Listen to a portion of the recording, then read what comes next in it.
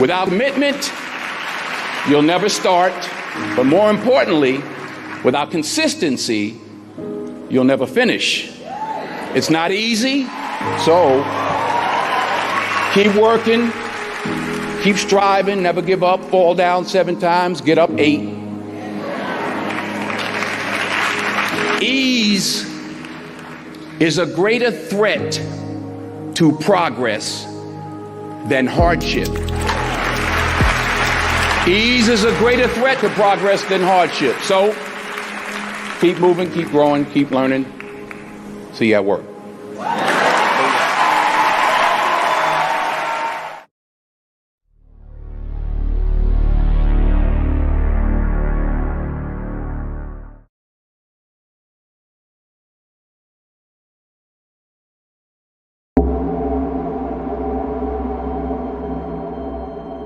You speak as though I have conquered death. I live death every day.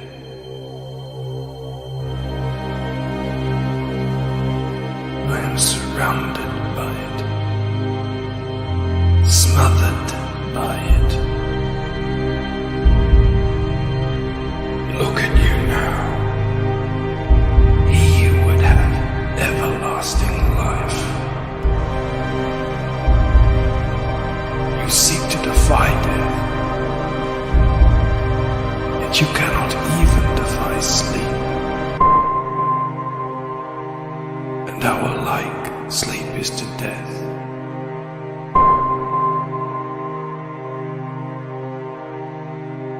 It is a patent death.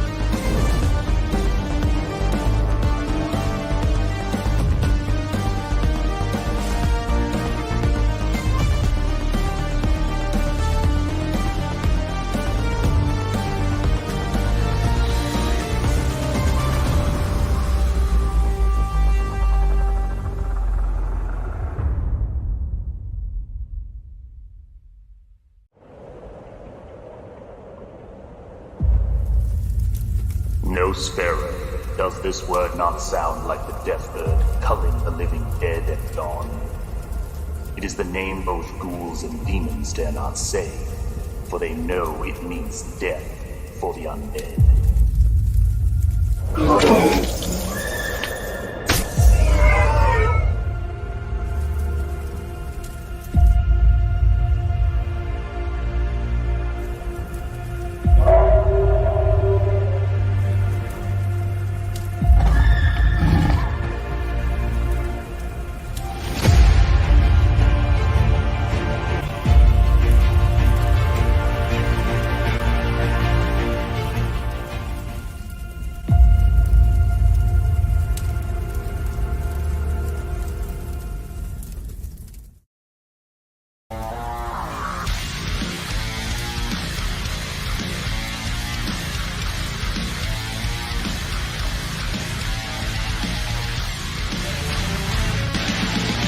Hard work, dedication, hard work, dedication.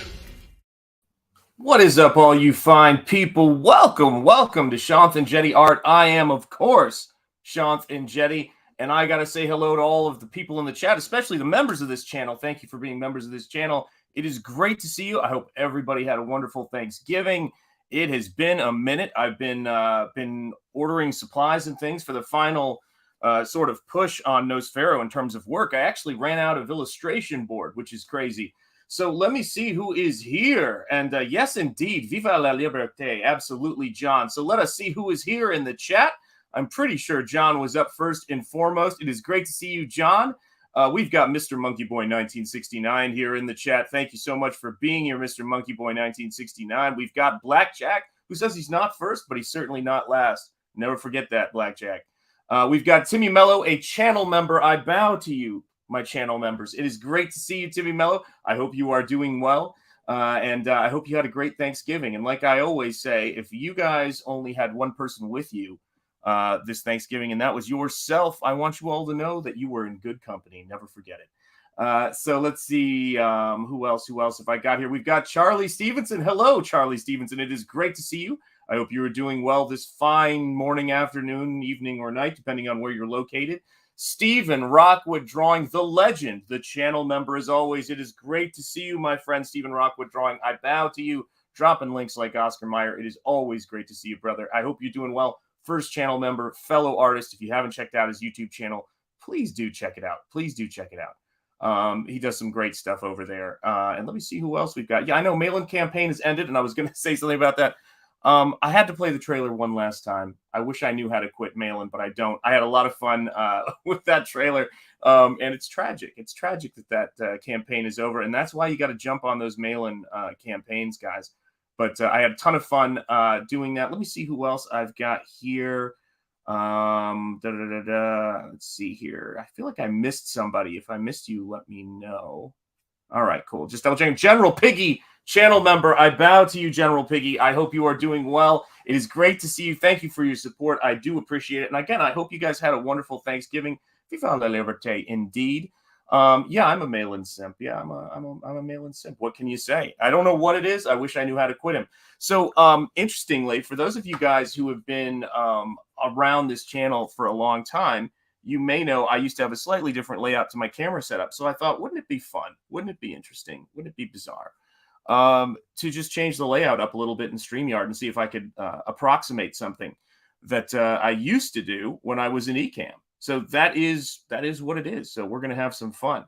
And yes, indeed, Team 1OR. It is great to see you guys. So yeah, just to give you guys some, an update on everything that's been going on in a good way. I've been painting my brains out on Nosfero, getting down to those final pages, which is, oh my goodness, guys. I feel like we started this journey just yesterday. And I was watching a stream the other night while I was working, and I was, spending time with the family. And Ethan was talking about his writing process and how you really do have to, at a certain point, kind of give it up to the creative gods and sort of say, all right, I know what this story is. I know where this is going, but as you work, there are scenes that just kind of, pop into your head and help you to figure out. Let me see here. Is this?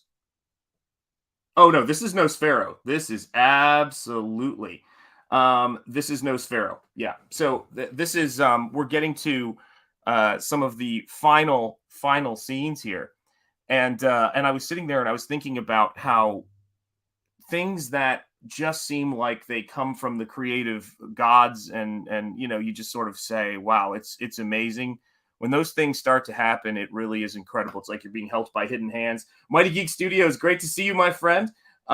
Yes, I figured out the riddle of steel, guys, and I have to tell you that I'm working on it. Hey, don't worry, guys. Let me tell you something, Stephen Rockwood. If that is your cup of tea, you will not be disappointed by this book. Let's see here. Yes, indeed, Mighty Geek Studios YouTube channel. This is the thing. So yeah, it was when we did the Conan the Barbarian stream where we talked about that flick. One of the cool things about it was how much that flick is a part of what Nosfero is. And it was really cool. But as I started working on this, when I started working on this project, I knew who a lot of the main cast of characters were. I knew, where the story was going and where things, were going to go. But as I've worked into these scenes and as I've been developing things, it's been an amazing journey to making a book. This is the opposite of of an assembly line process. What we do here in CG and what you guys back, we are, making these things.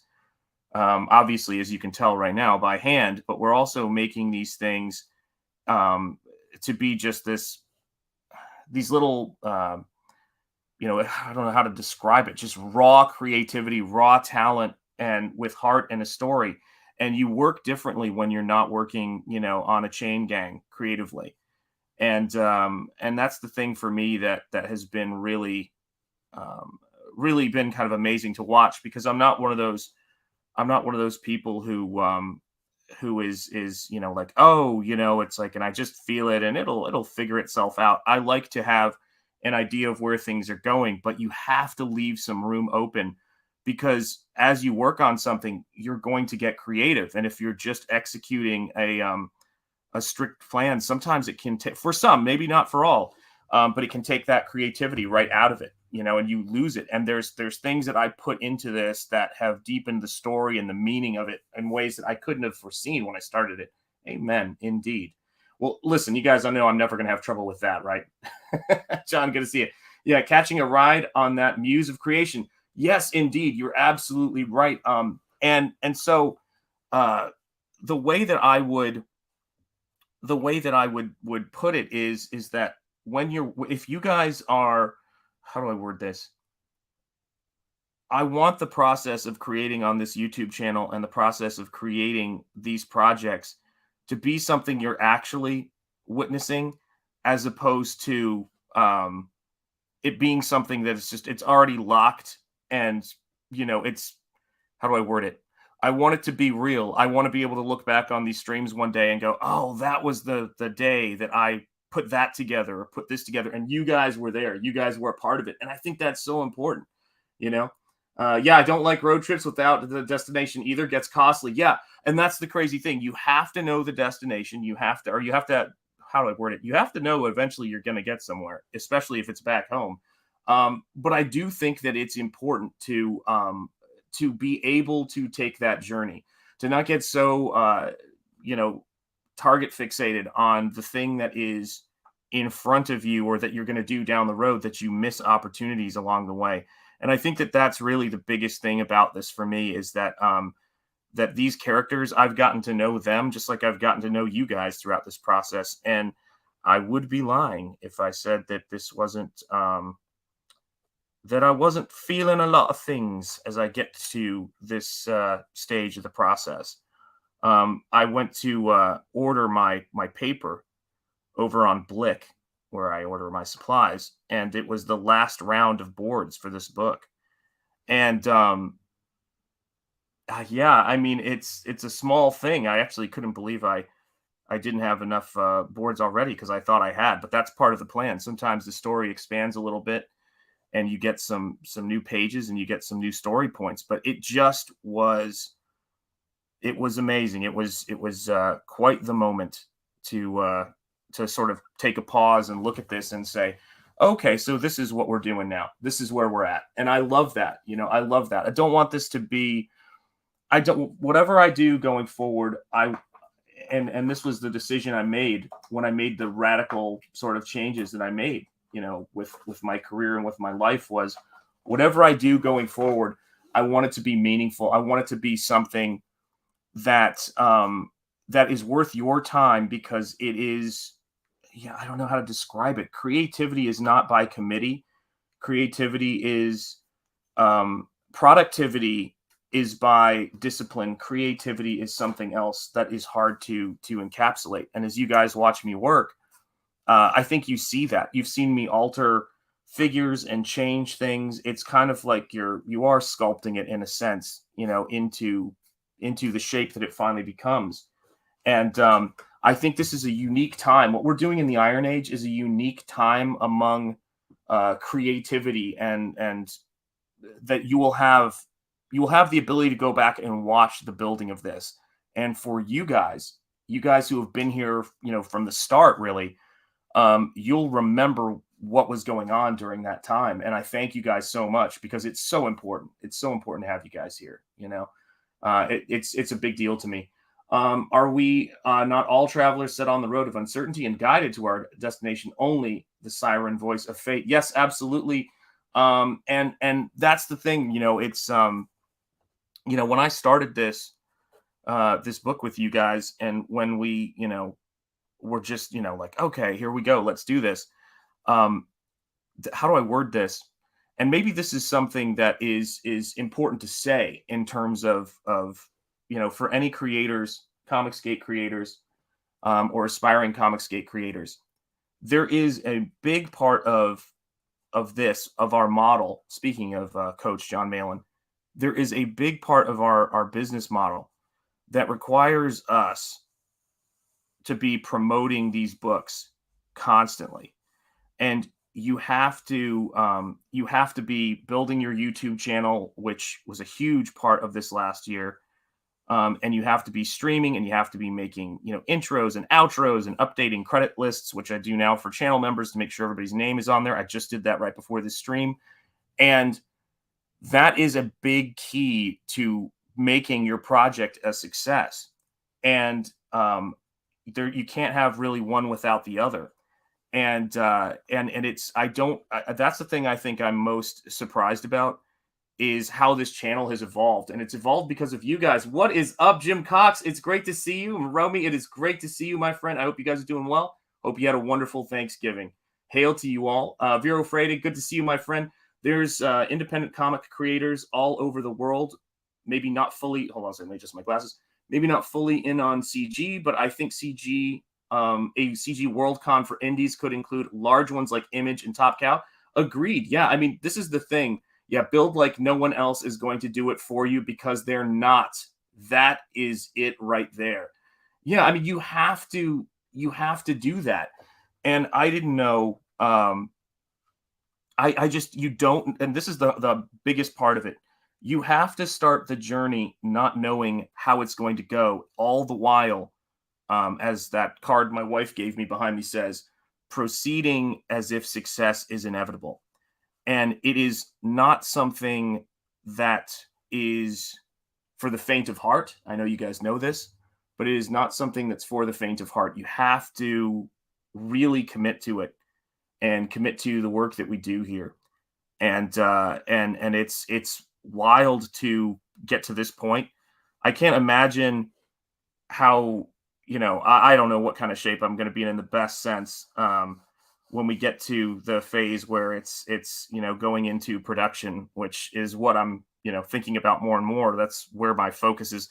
I got to keep it on the story till, and the whole world of this book up until we're done. But that is where my brain is right now.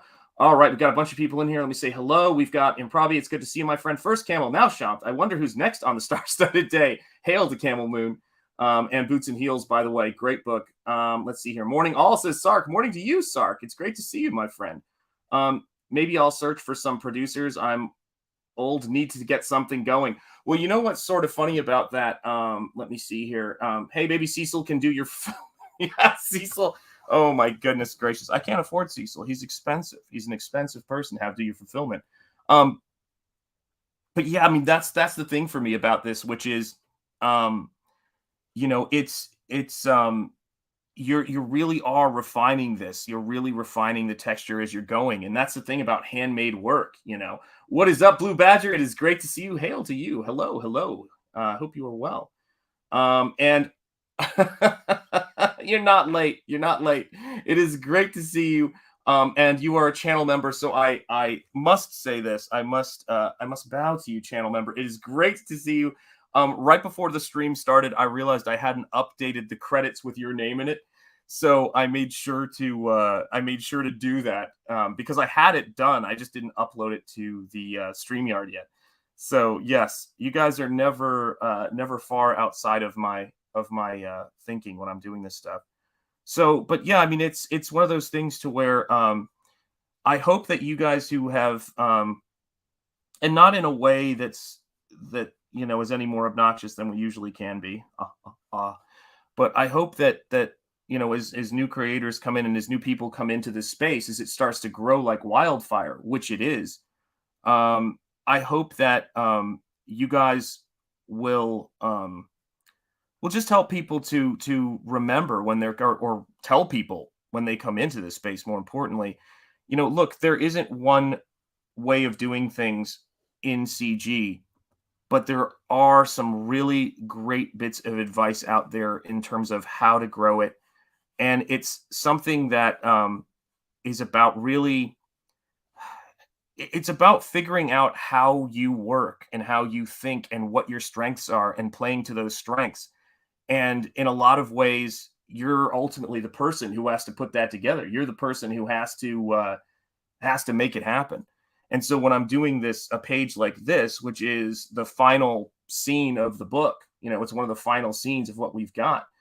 Oh, what's up, Richie Dupe? Good to see you, my friend. Hail Sean. Hail Comicsgate, indeed. Hail the chat and cow pies to all. Yeah, it happens. It happens. Be careful when you're out there cow tipping, folks, and it is frowned upon. Group me and crowdfunding could get some plane fares for smaller creators. Yes, absolutely. Let me see here. All right, good. Just making sure. Spoilers. Yeah. Here's the crazy thing about this. I'll rewatch the beginning after stream ends, but I can't sped up stuff. Oh yeah, don't worry. It'll play at the end. But this is the thing, right? When I think about how a character like Drake Thulu, who is going to be here on this page, how that character is, I first start out with a page that shows the character, which is on the homepage, right? Is on the page of Indiegogo main page. But then I start getting into how does this character move? How does this character behave? And then what are they going to do in this particular scene? And I remember when I came up with the final battle of this, when I came up with what the final, how it was going to be, you know, filmed is how I kind of think about it weirdly, but how it was going to be framed, let's say, and what the stakes were going to be. It made total sense when you understand Nosfero and what his experience has been, what he's been through, and what has made him the strong character that he is. It made total sense as I was putting it together, but it happened. It grew organically out of how this works. And one of the things that has been fun to see as I've worked on this is that I'm going to be having, I haven't totally figured this out yet, but we'll see. But I might be having a double page spread that I didn't plan on. So we'll see where that goes. What is up, Julie Pascal? It is great to see you. Hail to you. I hope you had a wonderful Thanksgiving. And yes, indeed, hail to the chat. Painting is wild to me. I can't understand it, but I love it. I will tell you this, guys. If you ever, hold on a second. Let me say hello to PAJ Production. It is great to see you. Hey, everyone, can't stay long. That is understood. Let me just say something about painting real quickly. Okay. The one of the worst things to ever happen to painting, in my opinion, my humble opinion, is that it got framed as as this kind of mystical thing, and a lot of people didn't learn or didn't get shown how the materials actually work, and it got to be this thing that's a total source of anxiety. But if you talk to somebody who is a lifelong painter, great to see you, Ellie Munoz. Great to see you. Glad you're here. And this is a big one for me, is that if you put someone who'd been painting their entire life, who was in their 50s when, and you put them on Photoshop, which they've never used, they would be just as lost as you feel when you're working with traditional media if you haven't had a lot of experience with it. And so, especially if you've had bad experiences, if you've had a bad experience using a computer, my email disappeared, right? And you're freaked out. Great to see you, KSSS, and I hope you're having a happy birthday today. Well wishes, many happy returns. And so people don't think about it that way. And what I tell people to do is exhale, push out the jive, bring in the love, and get out a board or some paper. I have a supply list that I posted at some point in my community section. Grab that and then just throw some paint down. Nothing bad's going to happen. Nothing terrible is going to happen. If the worst thing that happens is you get a bad painting, this is the thing that for me it's like if you do it, nothing awful is going to happen. And so just relax into it. Try looking at and painting along with people and saying, all right, it's not bad. You have to get over the fear of it, that it's this thing that is beyond you, because it's a part of your culture. It's a part of human civilization, and it's something we all need. Let me see here. There was a question, I thought. Holy cow. Wow, this chat is moving.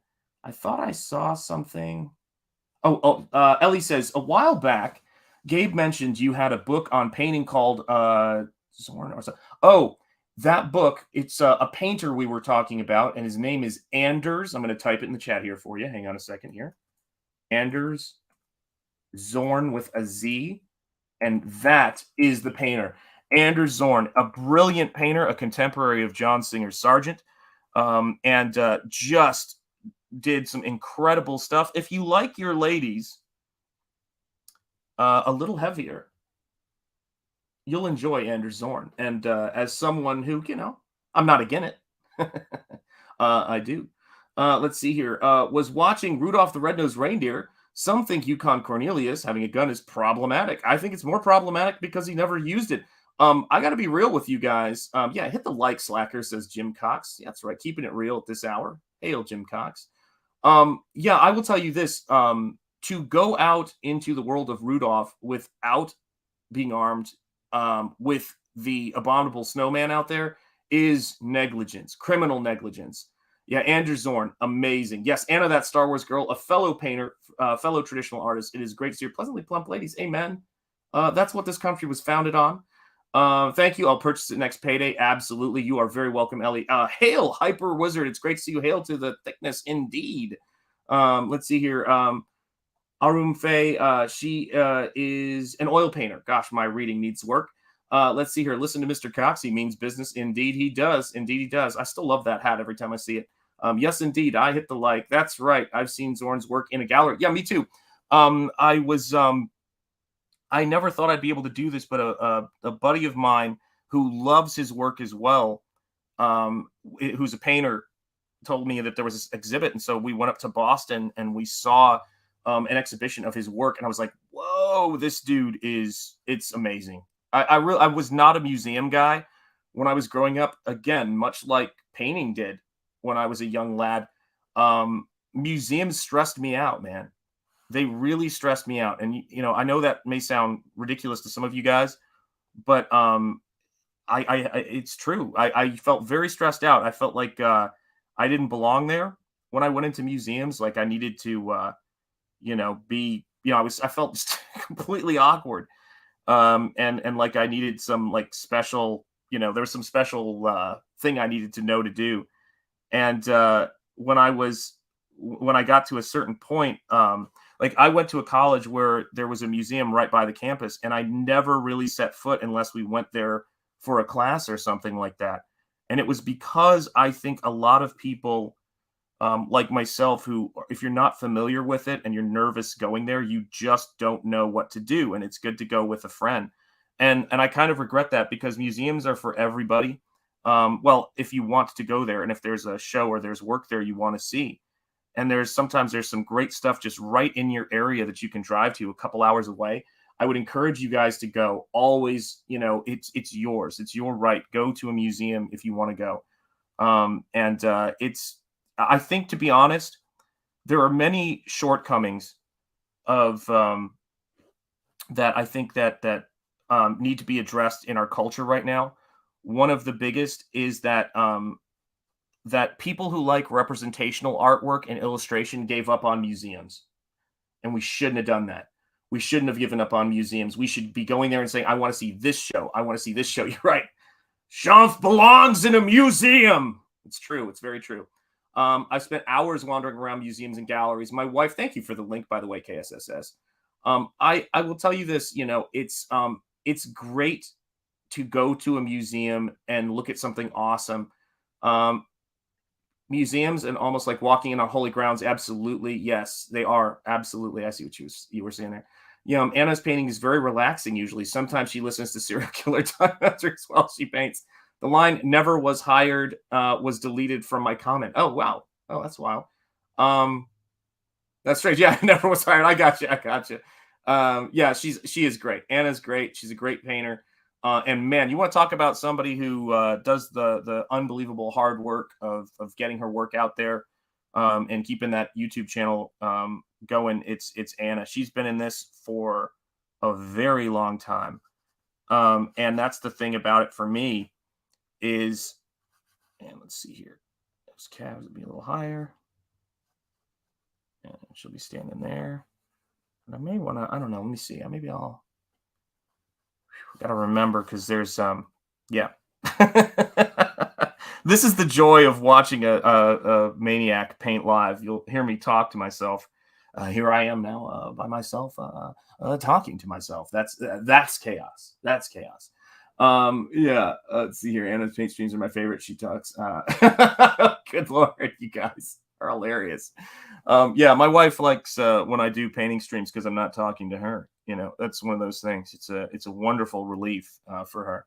But it's an interesting thing, because we've got this there's this experience you have, and it is your right to go to a museum. And it's I see people who go to museums and don't know not to get too close to the painting, or even reach out and practically touch the painting, right? Who go there all the time and they just never learned that lesson. So it's like when you see respectful, courteous people going to the museum for the first, it's not rocket science. You know what I mean? You go in there. But it was so funny, to think about how, just absolutely nerve-wracked I was about going into museums, and you can see the application of paint. And that is when you realize, at least for me, that's when I realized what I hope you guys are realizing right now is that someone who paints is just like anybody else doing any other kind of job. There is a high level of skill that comes from repetition. Yes, thank God, some God-given talent. But just like you don't need to be a professional author to write in a journal or write some notes down or jot some things down, you do not have to be a master of painting and writing or any of those things to be able to sit down and paint. And I do think that one of the biggest questions about it that I see people running into is yeah, but then what is it for? It's for you. If you feel like you want to paint or try something in this life, whether it's learning to play the violin as I'm doing or anything, the dumbest thing that could keep you from doing it is being worried about making a fool of yourself. Because to me, one, I'm already there, and two, you will miss your chance to do the thing. It is better to regret something you have done than to regret something you haven't done. I can't overstate that, guys. It is so important. Self-expression. Yeah, and also it is your experience to own. It doesn't mean other people have to like it. If everything we do is performative and it's about other people, is it even our experience at a certain point? I couldn't do this as I do it if it was purely performative. What I'm trying to do is let you guys into this world where I'm creating in this experience. Do you guys know what I mean? Duart, it is great to see you. I almost missed you. Hail to you, my friend. I hope I didn't miss anybody else, guys. If I do, if I miss somebody, pick them up for me. It's very important, and let me see them. It's like a rock concert. If somebody falls over, pick them up. Before I could support myself with my work, I was a roadkill recovery agent for 10 years. Hail, thank you for your work. My job was 10 hours a day driving the highway and picking up animal corpses. Listen, guys, when I was growing up in Tennessee, I worked for a summer in a boxer short folding factory, punching plastic tags into the back of boxer shorts that would come in. We'd fold them, we'd box them up, get them ready, and then they'd be shipped out to stores. So yeah, it's all those experiences, man. It's a part of life, man. It's never too late in life to chase your own passions and dreams. Yes, and in fact, you are the person. You are the person who is driving in that scenario. When you sit down, Bob Ross understood this really well, and I think about Bob Ross a lot. He understood this really well, that you got this life. It is your chance to paint. It is your chance to do whatever it is you're into. If you want to do something like that, creative, if you want to try to write a novel or a book, what the heck is stopping you? If it's the worst novel ever written and nobody buys it, then and that's the reason why you don't want to do it, then maybe you don't really want to write a novel. Maybe you just want to be a successful writer. You like the idea of the success. But I think all of that stuff, if I only did, I could just say, oh, well, why learn to play the violin? I'm never going to be a concert violinist. I'm good at painting and I've had some success with it. Why not just do that and never try that? It's because then I'll never know what it's like to play the violin. I lose everything with that. There's no point to it. And that's the thing about it, right? It's when I essentially was, it's kind of weird because it was always there. But when I launched a Comicscape project and said, all right, I'm Comicscape, but I actually was that before then, there was risk involved considering what I did for a living, or what I would not be able to do again for a living in a sense. And if I was doing it because I was guaranteed success, I would be going into it wrong. I did it because I wanted to do it as if success was inevitable, to do something, to make something beautiful, and because we only have one life and it's time to do it. And I cannot tell you how grateful I am for you guys' support, for all of you guys in the stream. Please do hit the like and make sure you're subscribed to this channel. And do hit notifications, because I do know that is a thing that I don't like people missing streams if they want to check them out. But it's your call. Like everything in life, right? It's your call. But it's don't miss out on the music of your life. Don't miss out on the poetry of your life. When I tie my kids when they were little, they're not little anymore, but when I would tie their shoelaces in the morning, I loved it. And it wasn't for show. It wasn't for anyone else to see it. Maybe they saw it and it was a big thing to them. But it's a ridiculous reason to do things, is for showing other people and to get their feedback on it alone. Be a good person, put good things out there in the world, try to take care of people as best as you can. But don't try to be a good person. Try to be a good person, good human being if you can, in whatever way, that you can. But make sure you're also nourishing yourself with beautiful things. And that is what Comicscape's about. It's about putting beautiful things into your life. Mighty Magic, it is great to see you. Hail to you, my friend. Let me see if I'm catching up with the chat here. Yes, and if you work, inspiration will come. Absolutely right. It's so true. It is what is that famous athlete quote? I find the more I practice, the luckier I get. Yeah. Creativity is something you do. It is not something that you imagine or think or any of those things. And you really, it is something that you have to be actively doing. And if you, if I get up every day and I practice the violin for a certain amount, I find that I can get better at it and I can improve. Now, we like to, as we head into, actually, we are in the Christmas holiday season. One of the things that's interesting to me is my wife and I love to listen to Christmas music. There is no shortage of Christmas music in this world. And when I started playing the violin, she said, I would like for you to learn a particular song. And, I could say, well, why don't we just listen to it? But that's not the point. That is absolutely not the point. She wants to hear me play the violin live to her, the song she likes. And that's beautiful, man. Doing what's right is always necessary. Yes, indeed. Open up your eyes, your eye gates, and soak up the Comicsgate magic. Indeed. Ronald Reagan at age 70 was shot. Part of his recovery was physical therapy workouts. He got in such better shape, he had to get new suits. It's never too late. Amen. It's never too late. You can't always do what's right, but you can always do what's left. Exactly right. That's a good one, Richie. Oh my God. That is hilarious. But this is the thing too, it's, I looked at, when Jericho and Gabe and I get together to do that show, when I go on, a live stream, somebody's live stream, they invite me onto it. I always try to go into it with that mentality of,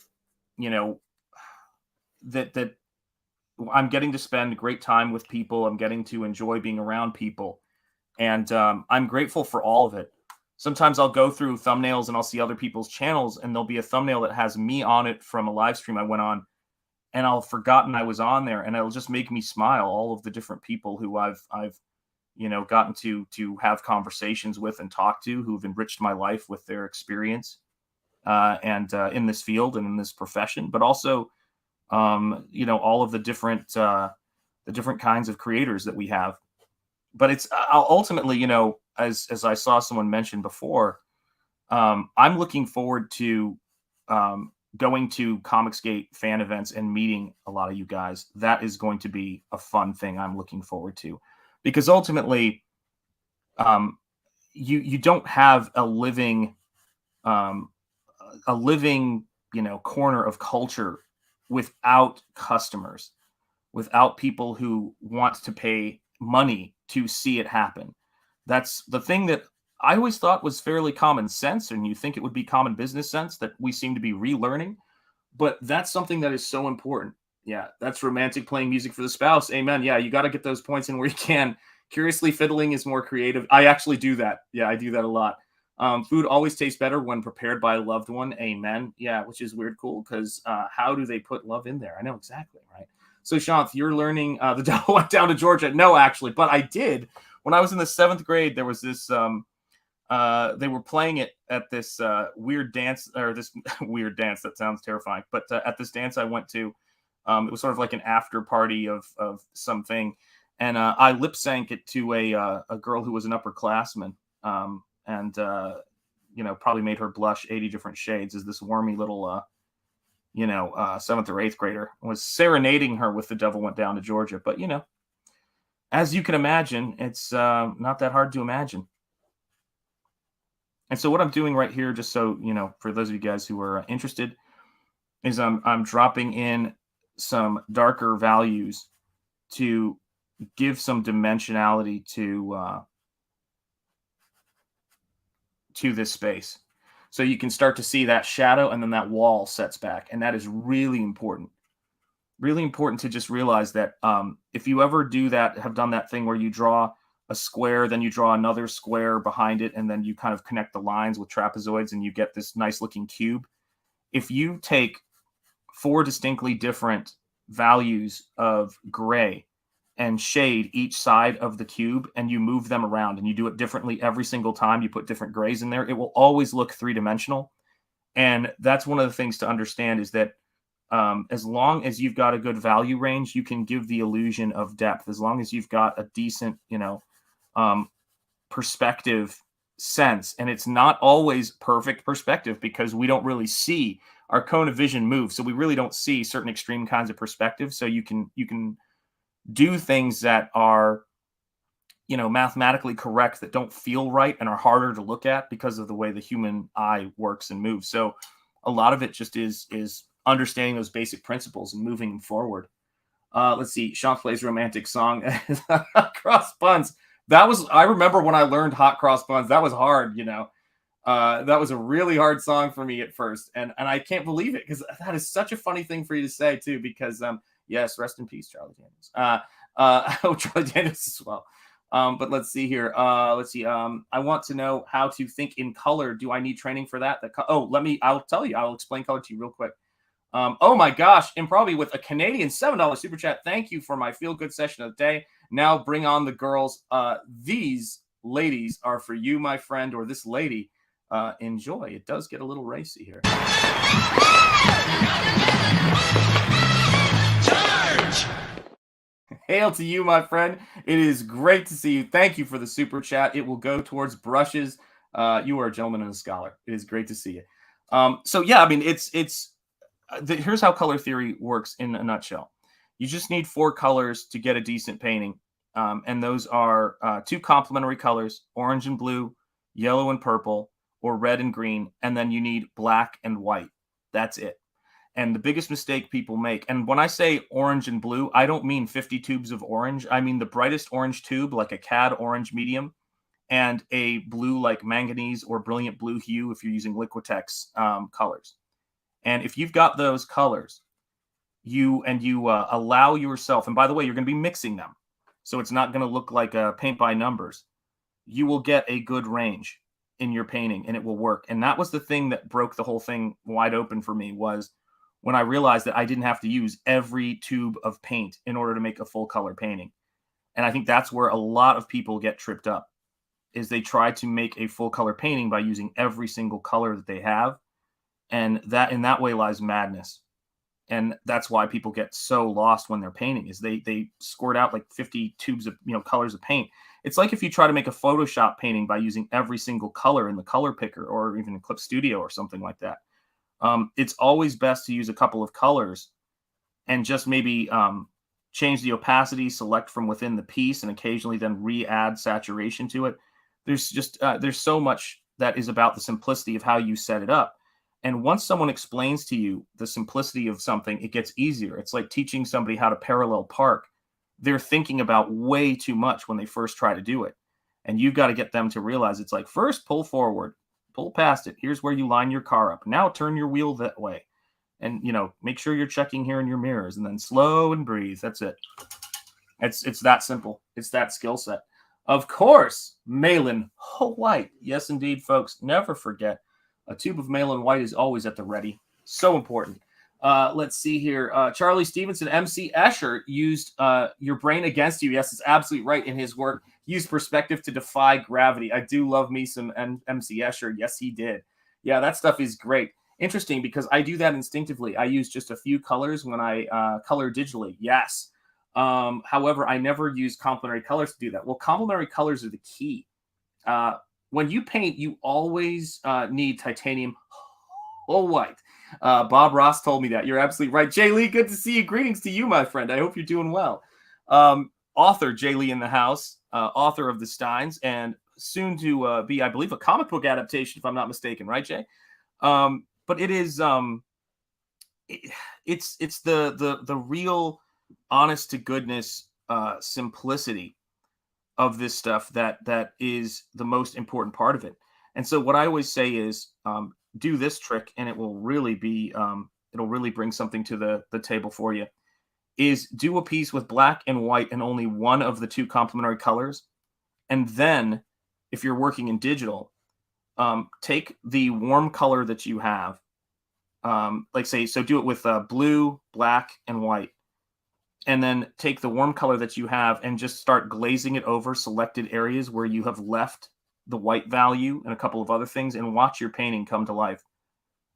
It's amazing how that works. Like, for example, you're actually seeing me do that a little bit here, where I start with an underpainting of blue, a lot like Maxfield Parrish used blue as an underpainting, and it's my favorite color, so I always use it as an underpainting. Sometimes I have to deliberately just mix it up because, you don't want all your paintings to look the same in terms of their color palette. But blue-orange is my favorite complementary color set. Anybody who's watched me work will know that. Let me see here. Greetings, everyone. Everybody's saying hello to Jay Lee. Yes, indeed. James Lee. Jay Lee's YouTube channel is right here. Indeed, indeed. James Lee Stein's webpage. Do check it out. Do check it out. Yeah, there you go. Hello, Jay Lee. I'm taking notes, so I'm glad it's helpful. Getting ready to do the pre-launch for the sign-up for the Steins Rise of the Vampires December 1st on Joe M. Sontag's channel. Joe is a gentleman and a scholar and a true artist connoisseur. That's awesome to hear. Hear that, everyone? Sean's underpainting is blue. Wait. Oh, my God. Oh, jeez. I knew someone was going to get me before the stream was over. It's the way it is. You guys do that. You guys have that effect. Yeah, but I mean, it's so important to approach this stuff with something that helps you to get comfortable. You give, for any of you guys who've ever had to teach somebody how to do something that makes them nervous, you can't tell them 50 things to keep in mind because they hit a saturation point. It's too many things to think about. So you try to give them a few basic things to remember. Here's the things you absolutely need to know to do this, and you're going to be fine. Because the first step is getting people to be, relaxed. And if you give them too much data about something they're already nervous about, good luck with that. It is not going to go as well as you would like it to go. So yeah, try not to oversaturate people with that much knowledge. I mean, it's the same thing. Like when I'm looking at this piece right here, which you guys may know. This is the page that is right before the page I'm working on right now. I've got to give people enough information to where they know about where things are. They know about what is happening. And I've got to make this something that they can see that feels, real to them. And when I'm doing that, let's see if I can move that there. There we go. When I'm doing that, my entire mentality of it is to make sure that that they're going to be able to read this thing, that they're going to be able to see what this thing is about. And that is the game. That is the name of the game. As that wonderful song at the end of Blade 2. That's the name of the game. Never forget it, kids. Gosh, I love Blade. I do love that movie. I wish I knew how to quit Blade, but I don't. It is what it is. Love that flick. And so when I'm working here and I start to put the steps in, I'm not worried about painting over things I've already painted.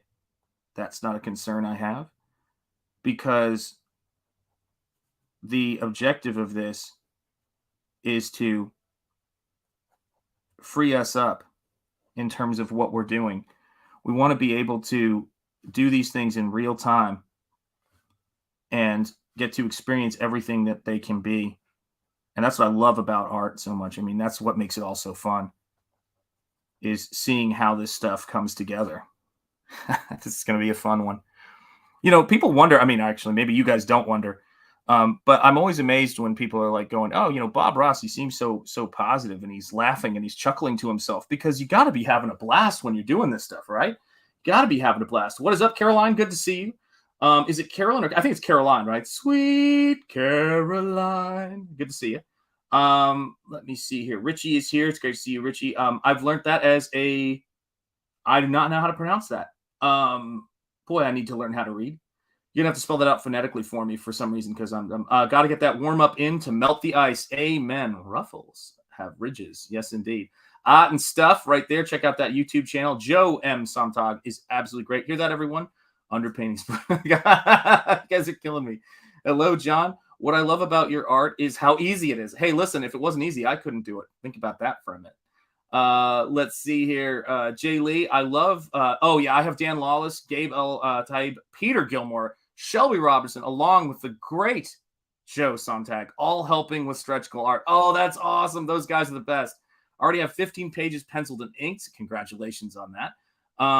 The person in charge of, the gaming table, gathering and paying out the money of tokens. Oh my gosh. God bless you, John. If I had to keep track of that, I would be, I don't know if that's going to help me anymore. Is it croupier? Is that right? Croupier. Oh, croupier. Oh, cool. Wow. Holy cow. That's a tongue twister. Cheers. Indeed. Yes. Teflon Ron in the house. Hail, Teflon Ron. It is great to see you. I just realized I forgot to say hello to Teflon Ron. It is fantastic to see you, my friend. but yeah, I mean, it is so it's so amazing. Like when I'm sitting here and I think about someone like Bob Ross being able to to be out there and being so enthusiastic and positive because he felt it. Like he's every now and again, Bob Ross would stop and remember that he was painting and how much he loved it. And that's the real trick. Every now and again, and laughter is a huge factor there. Laughter is key.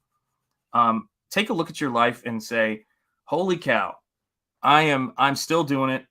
This is fun. And let yourself laugh. Do not get trapped into a cycle of just feeling down and overlooking at things that make you, feel, like things are pointless. Anything or anyone that is, any situation that is making you feel pointless and robbing you of, the joy of your life. Just don't have to stomp off. Just walk away. Just go, you know what, guys, we're going to do this because as I walk towards the people that inspire me and bring joy into my life, it pays back tenfold on the investment. When I get these books, when we're backing comic books and we're making this stuff happen, we're a part of something that's really great. And I think that there's a lot of levels on which this whole thing works. But one of the levels that I think is the most important to understand is it is about saying to all of the fans who have been pushed away from everywhere else that there's entertainment out there that's going to be fun and good, and you are going to participate in the funding of something, not just the purchasing of something, but the funding of something. Because the fact that we've got talented people who are, people who are highly skilled, stepping out of the safety of, keeping their mouths shut in terms of, just saying, oh, I'll just take my check and make garbage for people. We need your support. We cannot do it without your support. And the fact that you guys are supporting us is a big deal. And I love it. I don't know about you guys, but when I backed Cyberfrog, I didn't know a damn thing about Cyberfrog. I got to be honest with you. And to be honest, I didn't even know Ethan from his comic work. I knew him as a member of the Fandom Menace, which a lot of people are surprised to know, but I wasn't a DC Comics guy, and I was sort of out of mainstream comics at that point in terms of collecting them. I was getting a lot of older stuff. But and European stuff like Mobius's stuff that I love and things like that. So I didn't really know about that stuff. I believed in the principle of it. And of course I knew Ethan could draw. I mean, I'd seen enough of his drawing streams to know he knew what the hell he was doing. But the feeling of actually being part of the solution, of making a statement that we're going to back this book, we're going to support these people because they're on their own. They have put themselves out there and they have skills that have and could make them a comfortable living inside of this other space that, by the way, they're also being excluded from. But maybe if they keep their mouths shut, everybody always thinks this. If I keep my mouth shut long enough, maybe I could go back. Maybe I could change things. It's like, no, put a flag in the ground, say, I'm never going back. This is what I'm doing, and that is really what it comes down to. That is really what it comes down to. And, I got kind of nostalgic. I went back and was which is not usually my thing, but maybe Comicsgate brings it out of me. But I went back and was looking at some of my old streams where I had the camera set up like this, and I thought, oh, that was nice. I remember those days. I kind of miss that. I kind of miss feeling like I'm actually talking to you guys, and the painting is off to the side here.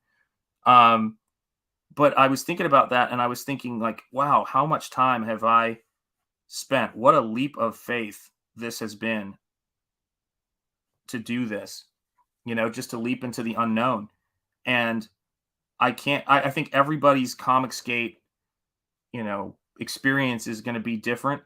They are not all the same. They are, everybody has their things that they realize that they have to work through, or to improve when they come into this space. But it's really about that connection with you guys, man. It's about that connection with you guys. Without that, there's no point. I don't think I would want to do this because, it's funny when I go into, one of the Comicsgate, Twitter groups with other professionals.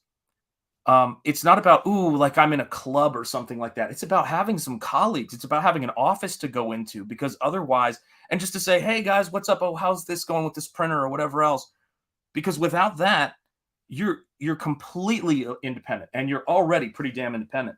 Let me see here. Oh, Teflon Ron with a $3 super chat. I tip my cap to you. It is great to see you, my friend. Thank you for that. For Sean's painting boobies and stuff, don't worry, I've got you covered there. And let me send some your way. Because yeah, here you go. This one's for you, my Charge! What can I say? She's got her eye on you. That is the way it is. Yes, indeed. Right. Absolutely. Yeah, I bought mostly Marvel, occasionally DC, and anything Mignola and Garth Ennis did. Yeah, I was buying a lot of that kind of stuff. Indies. I was buying for a while. I was really into, yes, indeed, channel member Stephen Rockwood saying, hail to Teflon Ron. Absolutely. I was really into Mike Allred stuff with Madman. I just thought that was, I loved the way he drew women. I loved all of the retro stuff that he did. I went to a convention once when I was showing my portfolio, and he actually inked one of my pencils because he liked it so much. He's like, can I ink this? Great convention experience. Terrific guy. Loved Dave Stevens. I remember seeing him at San Diego Comic-Con and all of the stuff he was doing. Who else I did like Mike Mignola. Arthur Adams I loved his stuff. Monkey Man O'Brien and whatever he was working on at the time. But there's a lot of different artists. But then I also was collecting a lot of older stuff too. But it was Comicsgate was sort of this this nexus of a lot of principles that I've come to believe, as an artist. The importance of independence. Image Comics was a big part of that. That's probably, the biggest influence I had when I was young was this idea of, how is it that Jack Kirby doesn't even get his original artwork back? All of that kind of stuff. That's the stuff that affects you, as an artist. And it just didn't seem right to me. And it's, and if you work hard and you're as industrious as those guys were, particularly if you're, you went off, you fought in war, you come back to do comic book work, and you can't even get your name on the credits of your own characters. I mean, come on, that's ridiculous. And I think we all knew that, and the world that we live in of comic book royalties and all of that stuff was a hard fought one. And I think that at the end of the day, the decision to put your work out there and have to work for every dollar, every backer. Here's the best way I could word this. This is not something I'm in charge of. This is something that I have to take on the full work of. Do you know what I mean? So it's like I'm in the ditch, like I'm digging when I'm doing this work. That's right, that boob money. But I'm actually doing the work. Maybe you could get Mandy to do a cheer for your channel. I think it'd skyrocket things. Let's see here. Steve Rockwood drawing. Yeah, boob money. Nobody said this world would be fair. Amen. And I will say this too. Yeah, this was the reason for the image revolution. Amen. That's makes me think of a waitress from a diner or a dive bar. Well, that's pretty much where I live. That's my haunt. But this is the thing, right? It's you when the creators, when you'd go to comic conventions, there were times I would go to comic conventions, and actually I think I did this. I bought a book that I already had from Billy Tucci because I met him at a convention once. One of the probably bazillion people who have. And I think it was Senryaku. It was the Frazetta cover. I didn't have that. And I saw it there, and I was talking to him, and I had such a great time. He didn't ask me to buy anything. But I was like, he came out here. He's at this convention. He's paying to be at this convention to promote his stuff on the hopes that he's going to get new customers and that he's going to get sales. That is why we're spending our time out here. And so, guys, the super chats, the memberships, the channel memberships, all of that stuff, they are all a part of this comic book culture that has existed long before SJWs came in, and it will exist long after they are bored with it and move on to something else because they don't really care. Those of us who, I was thinking about this, of how many people who like to talk about how they love particular kinds of entertainment don't spend any money on it. And so the entertainment industry is just shocked when these things don't make money. And I think, yeah, we move the needle here. Joseph Dredd, I always love that, man. I love seeing that. Hail to you, my friend. I hope you are doing well on this fine day, you know. Wylam, good to see you, my friend. Waylam, it's 03. Can't wait to get my hands on this book. I cannot wait for you guys to get your hands on this. Funny, Camel Moon has boots and heels, and Shanth has boobs and stuff. Amen. Yes, indeed. Let me see if I missed anybody else. Oh, Jay Lee, you have to understand that many artists did not read. Yes, I know, Jay Lee. We've talked about that. It's rough. We're more contracts. They were more, oh my God, my art is getting published. If you were a writer or artist, read contracts, get an attorney and read them with you. Amen. And that's the thing that's heartbreaking. I mean, guys like the greatest name in comic books, Dick Sprang, seeing him was just it was just incredible. All the things he contributed, and he was going to these conventions, still trying to make a couple dollars here and there, and it's wild. Oh, I'm glad to hear it. I hope you had a great Thanksgiving too. We did. We had a great Thanksgiving. Thank you so much. William Gaines, let artists put their names on their art. Yes. Comicsgate moved the needle, then became the needle. You're absolutely right, guys. And thank you, Green Laser. Hail to you. It's great to see you. The link to Nosfero the Crypt Walker. Thank you for that, guys. Please do check it out. If you haven't backed it yet, please do. I know Stephen Rockwood still hasn't backed it yet, but hope springs eternal. Stephen, I had to beat you to it. But this is the thing about it is we actually buy things. And when I hear people talk about a comic they love or a manga they love, the thing I always will come back to is, do you buy it? Do you actually buy the book? Because that's important. If you're not buying the stuff that you like, if you're not paying for it, that is the thing that you're not supporting it in the sense of it's able to keep going, because people have families, people have things going on in their lives. And I think that that's what people did not understand about the folks on the Twitter who were saying, I want to see this, I want to see this, I want to see this. We as the customers, as the fan base, we had been buying these things. We had been spending our hard-earned cash on them for all these years. And we were keeping the lights on. It's that simple.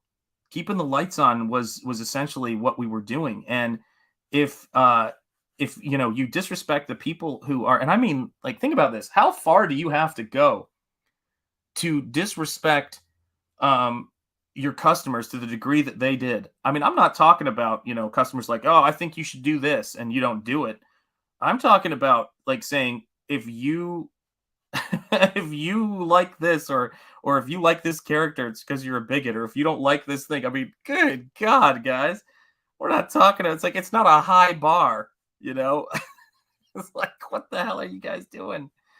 So yeah, it's a fascinating thing, you know, to see, you know, what they did, but that is what we are not.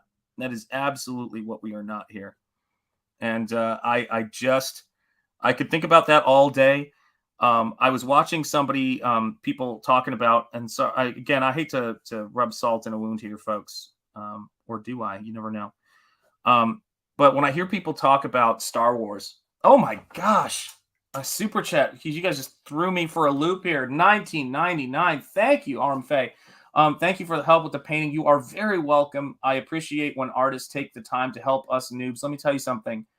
I am where I'm at because of the kindness of strangers and people who saw me as a kid and said, hey, let me help you, and stopped what they were doing. And I thank you for that. That means a lot to me. I got a text from a former student of mine just to see how I was doing and tell me how excited he is about Nosfero. It meant the world to me, and that kind of thing is never lost on me. So here are some cheerleaders for you, or a cheerleader, and thank you for the super chat. I do appreciate it.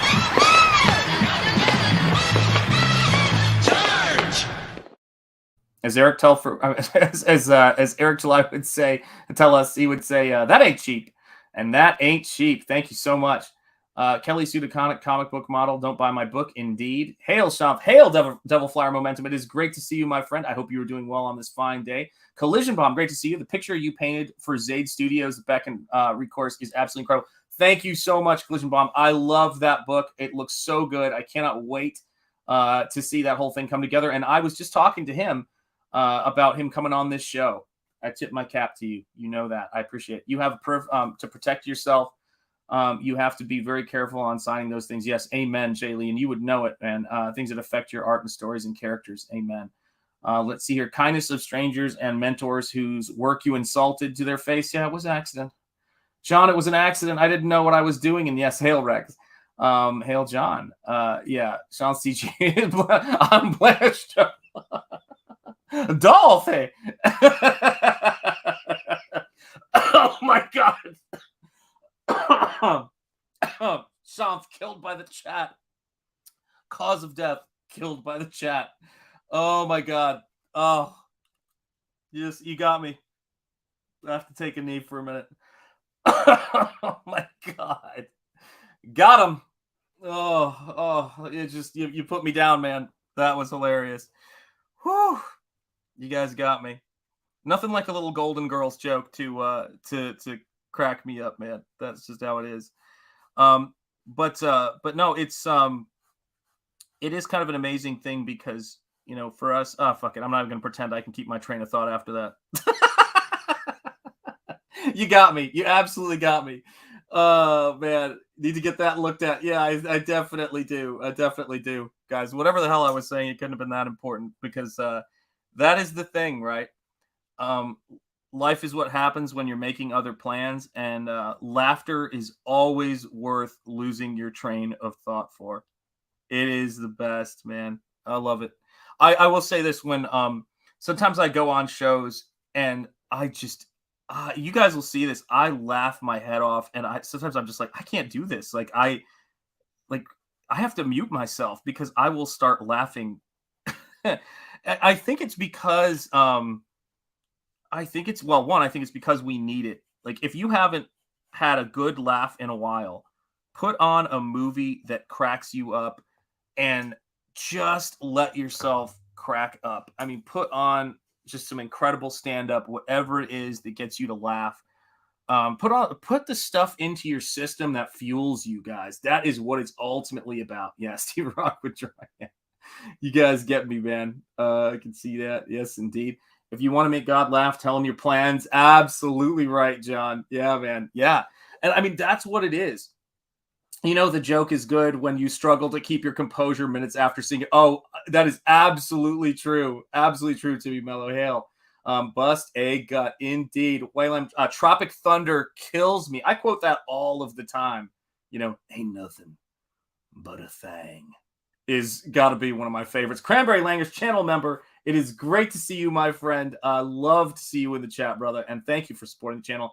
And again, you channel members make it worth doing. I mean, it's worth doing anyway for you guys. But I told my wife the other day, I go, just how much I appreciate you guys. And when I'm doing those credits and put your names in it, I want you to know I put your name in Photoshop onto a transparent layer, PNG, bring it over. It is not something that I just go click, click, and it's done.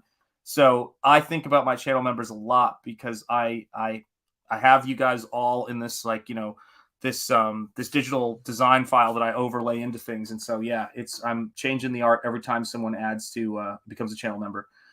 You had me laughing when you try to keep a clean stream, but then you go on Lord Kraken's channel. I know. I felt terrible, man. When I said that, I was like, oh my Lord, I cannot believe I did that. I hope he didn't mind. I felt terrible, man. I just, oh yeah, it happens. As soon as I came out of my mouth, go back and watch the stream and see if you can catch me reacting to it. I was like, oh no. Oh man, I love you, Jeremy. I'm so sorry about that. Yeah, Dale Keown, 44 Numbskull YouTube channel, Cranberry Langer's YouTube channel. Do go check it out. But yeah, oh my gosh, guys. Well, I forget what it was. Why I said that too. Like, I forget what. I cannot remember what it was, but I do remember saying it because I remember I just went, oh, for pity's sake. I think honestly, it's because I feel like I've known Jeremy forever sometimes. And I just, he's the kind of person that I might not see, like, or have a conversation with for a long time. You know, those friends, and then you get around them and you feel like you've never missed a beat. It's totally what it was, man. Yeah, it's a cat fox. Yes, indeed, man. Yeah, it is. It's a funny thing, man. It's a funny thing how that stuff works. I wonder what I said that about, though, because that was. I am sorry, Jeremy. I totally was not thinking straight. Gotta take some Advil, man. But it is a funny thing when you when you know people for as long as I've started to know people in Comicsgate. And it's like when people talk about fast friends and stuff like that, it's the ultimate version of that. It's like, the speed dating of friendship when you come in here, because you're just in this intense. I gotta send Jeremy a super chat for that, man. I'm getting him in trouble. Keep the arm working.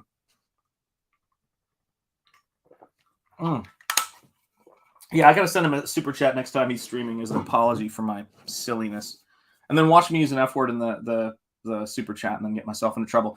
You were glad for the invite, but then Roquefort was also there, and you were like, "F that man." No, man. Dude, you know that I love that dude, Kenneth. Great art, absolutely. Thank you, Cranberry. I appreciate that. My saltiness rubs off, says Mr. Monkey Boy 1969. Ethan Van Stivers, Comic Artist Pro Secrets, which I would not be here without that YouTube channel, guys. Ethan was the man who got me really. I was at I'll talk about that in a second. Remind me to talk about that. Check out Jeremy's Lord Crackhead 33's channel. Great channel. I want to actually, here's something I want to do for him. I want to help him if he's game for it. I want to help him with a logo that encapsulates, or like not a logo, because I love his logo, but I want to help to do something for him that takes into account his love of fantasy, because he's like a big nerd like me, and I want to do something cool for him. Jeremy is hard to keep up with name changes. Yes, indeed. Hail all. Siege Perilous, it's great to see you. I tip my cap to you. Kenneth is a legend and such a good dude. Such a good dude. Siege Perilous, everybody saying hello. Nosfero, thank you, Green Laser, for dropping the link to my book, Nosfero, the Crypt Walker. Please do check it out if you haven't. Do back it. Yes, lots of CGers wouldn't be here. So here's the story. So, here's the situation. My parents went away on a week's vacation. They left the keys to the brand new Porsche. So at that point, I was surrounded by a lot of people in my career. And I mean, I thought I was going crazy at that point, who were about the same, and some were about my age. Others were not at all. It was, not a lot of guys around at all. And the guys who weren't guys. And they were just, soy is all get out in many cases.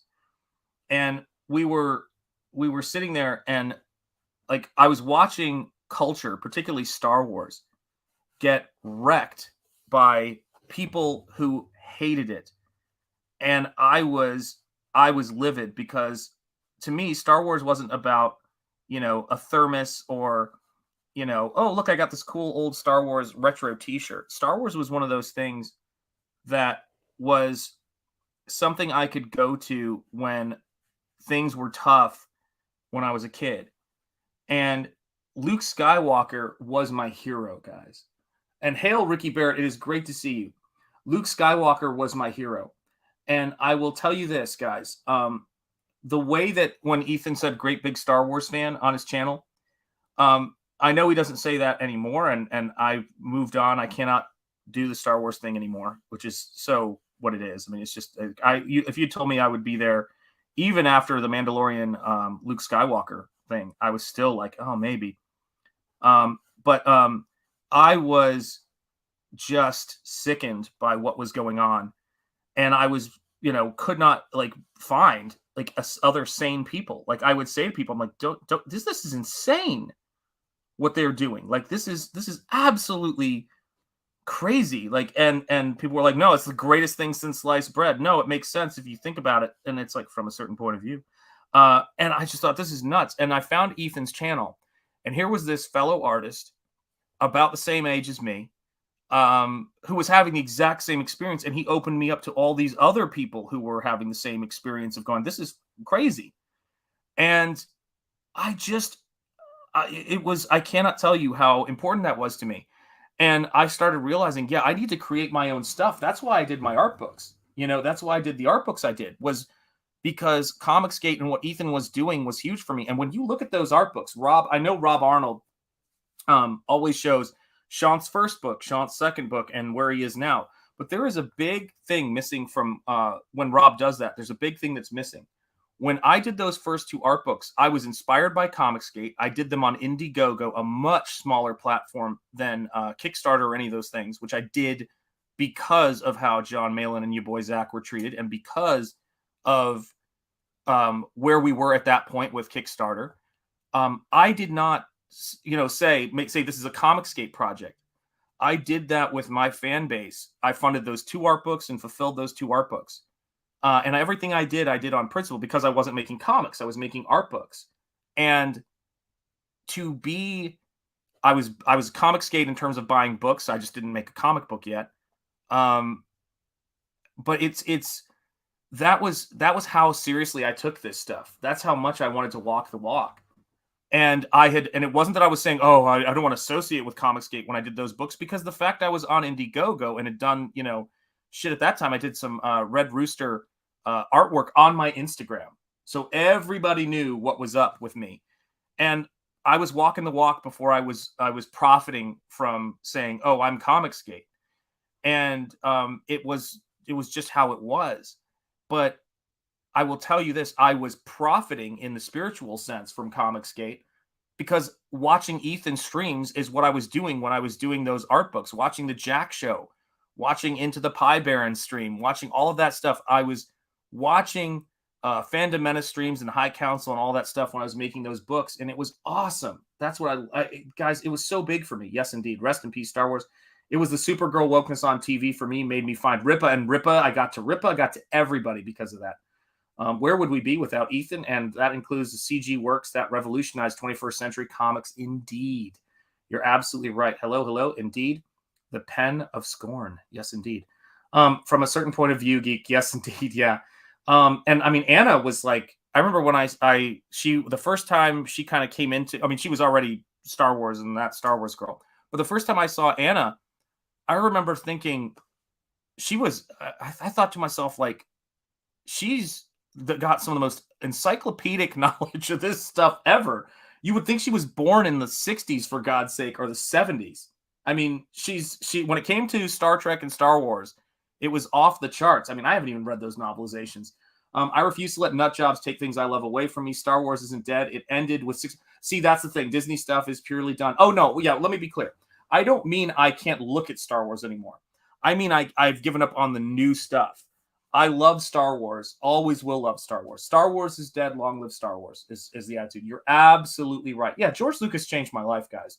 I've been to Skywalker Ranch twice, and the first time I went there, it was one of the most incredible experiences ever. I would not be anywhere without George Lucas's influence on my life. It changed my life. Eric July, Young Ripa YouTube channel. Check it out, guys. Eric July is the man. People who don't know the philosophy behind those characters or their perspective on life can't write them, don't understand them. You know that's true. I didn't know CG existed until Ripa made his comic, so I'm super new here. That is, guys, I love hearing that, man. You know my brother from another mother, Gabe L-Type. There is no other. Gabe is the colorist on ISOM. So and Eric Weathers, my other brother from another mother, Eric Weathers, Battle Brick Road 2, sign up list is out there, guys. Eric is the shit. Is gonna, guys. See, now I'm swearing because you got me thinking about swearing, but it is. I don't blame you. I blame me. But Eric Weathers is going to be lettering this book. He also lettered ISOM, Cyberfrog, and he is. You want to talk about somebody's work that has just hit the next level. Everybody in that particular crew is doing that with their stuff right now. Everybody. Michael Bancroft's stuff is absolutely outstanding, and his work has just hit the next level. Eric Weathers, his passion for action and superheroes is inspiring to me, and he just does some incredible. I love Scarecrow; it's one of my favorite characters. For me, even when we were with you, we gave you this rule: if a man will not work, he shall not eat. There you go. Thessalonians 3:10. Amen. Or 2 Thessalonians 3:10. Got to give some love to Yellow Flash too, and his work in covering the craziness of Hollywood and even the anime community, which caught my attention way back in 2018. Guys, give love, give respect, man. If there's stuff you love, always do that.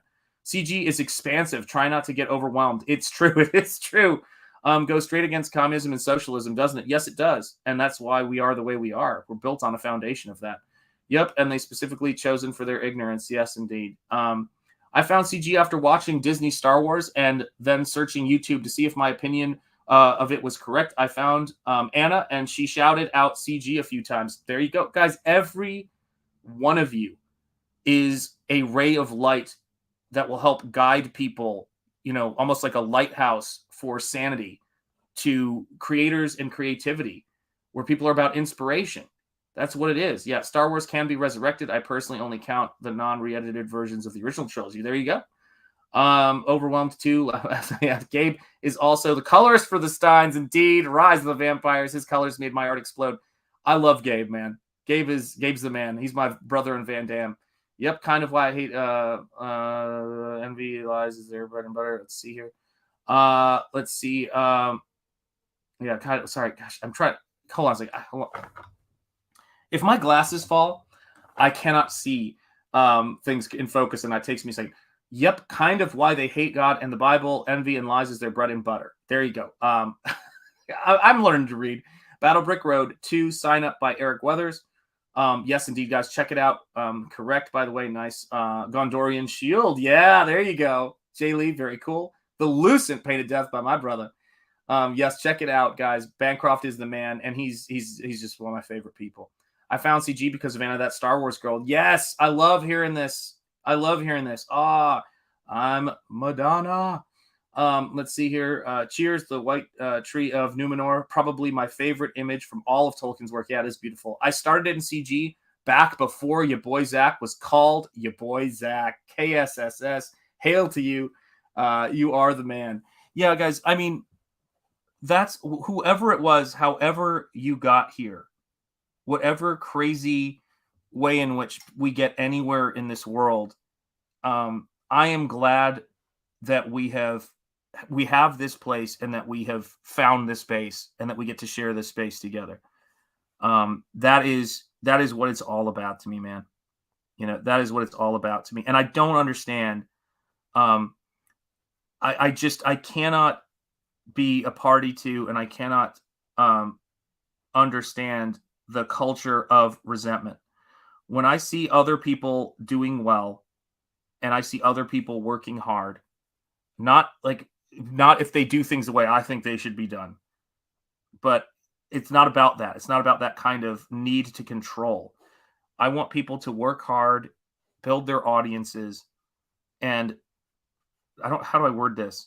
Literally, I don't mean figuratively, mind their own businesses, because I think that that's what it comes down to. And we can all, if we can benefit from our friendships and our relationships, which is one of the great things in life, all the better. But I will tell you what, having been in a space without kindred spirits for so long is probably one of the best things to inoculate you from resentment is appreciation. And if you can wake up in the morning and think about the things you're thankful for, the things that you appreciate, it will make your life better. Stephen Rockwood Drawing, we're getting to the tipping point where Sean simply cannot read the entire chat. Soon we will break him. You guys are breaking me down. Don't worry too much. Just ask the usual. Someone can direct you to what you're thinking about in CG. Back Nosfero. Thank you, KSSS. I appreciate it. I found CG because of Nerdrotic talking about Cyberfront. Too bad for the situation now. Green Laser, let me tell you this. I will tell you this about all of that stuff. My take on that. Give me a second. Let me just take this. Slowly learning about stuff through my own interests, blah, blah. See here. Got lost. Own interest. I don't think I'll watch everyone, but it's not necessarily because, you don't have to watch everyone. Absolutely, which is awesome. Yes. He's painting Sleeping Movie. Yes, that's right. Sleeping Movie. I like that, man. Hail, Phil, another one of my brothers. It's great to see you, brother. Speaking of people I'm harassing via text with love all the time. It's always great to see Phil. So let me go back to that. So here's my take on, or not even my take. Here's the thing about that. We have all been forged in this crazy situation that none of us ever could have planned for. And it is a lot to take on. And sometimes people have disagreements and there is no need, for I don't think anybody is deeply invested in keeping that stuff going. And if people are going to, have issues with each other, they are theirs to have. But you guys like whatever you like, do whatever you do, because I will say this, the Fandom Menace or what the Fandom Menace was, which I don't even know if anybody even associates with that stuff anymore. I mean, people do. I mean, I kind of do on some level because it takes me back to a time. But this is the thing I want to say about that, is that that there is something great about the fan movement aspect of that stuff that works hand in hand with what we're doing. And you see that with Eric July. You see that with all of these folks. And I think that people have their issues with each other, which are their own personal things. And if they ever get to a point where things get resolved between various people, it will happen. You see this happen all the time. And I think no matter what, we'll all look back on this time and we'll laugh because we're all here together. I mean, how many times have you seen that? Because life is too short. Life is really too short. And when I see Eric July has been really good about that in some ways, because I think that he just he's just about selling the books and getting the things there. And whatever works for an individual creator is the best. I mean, my attitude when it comes to Ethan, my attitude is this: of all the people in this sphere when I was first getting into it, that I had a connection with, it's Ethan. So I'm going to be ride or die with that dude. That's just it. You know, I mean, that's just it. I mean, he was nice to me in terms of supportive of my work. He was nice, you know, in terms of I don't know. It is what it is. Like it's. I don't like to put all that stuff out there, but it's like he was just nice when I would, you know, send him messages and say, "Hey man, how you doing?" and stuff like that. You could just I identify with the dude as an artist and always been kind to me. So that's just how it is. But I wish everybody in this space who is trying to do something to salvage our culture, I wish them well. I feel similarly about Doomcock, he was always nice to me. He shouted out my son on his show. I've done artwork for him, which I think I've shown on here before, but it's just great stuff. John, indeed, not enough time in the day. Sean here, EVS Bancroft art is who I mostly watch. Oh, thank you, Siege. I do appreciate that. Speaking of not working, not eating, I got to go to work. Yes, absolutely, Cranberry Langers. Get some work and get some food. Yo, says Phil. Glad I caught the stream. I have a good week. You have a good week too, my friend. The Fandom Menace serves its purpose for that particular time where there's a different flavor of nerd and creative culture for everyone, whether it's CG or Geeks and Gamers. Amen. Lost Pages 3, sign up now for Zayd. Amen. Amen. I love Malin too, of course. I freaking love Malin. The times I go on his streams, I have such a great time. And I will tell you this. He's a very sharp guy, and he's someone I would really if Malin has a thought on something that you're doing, and I mean like if he reaches out and says, "Oh, here's the thought," whether you agree with it or not, it's always worth considering because he knows what he's talking about.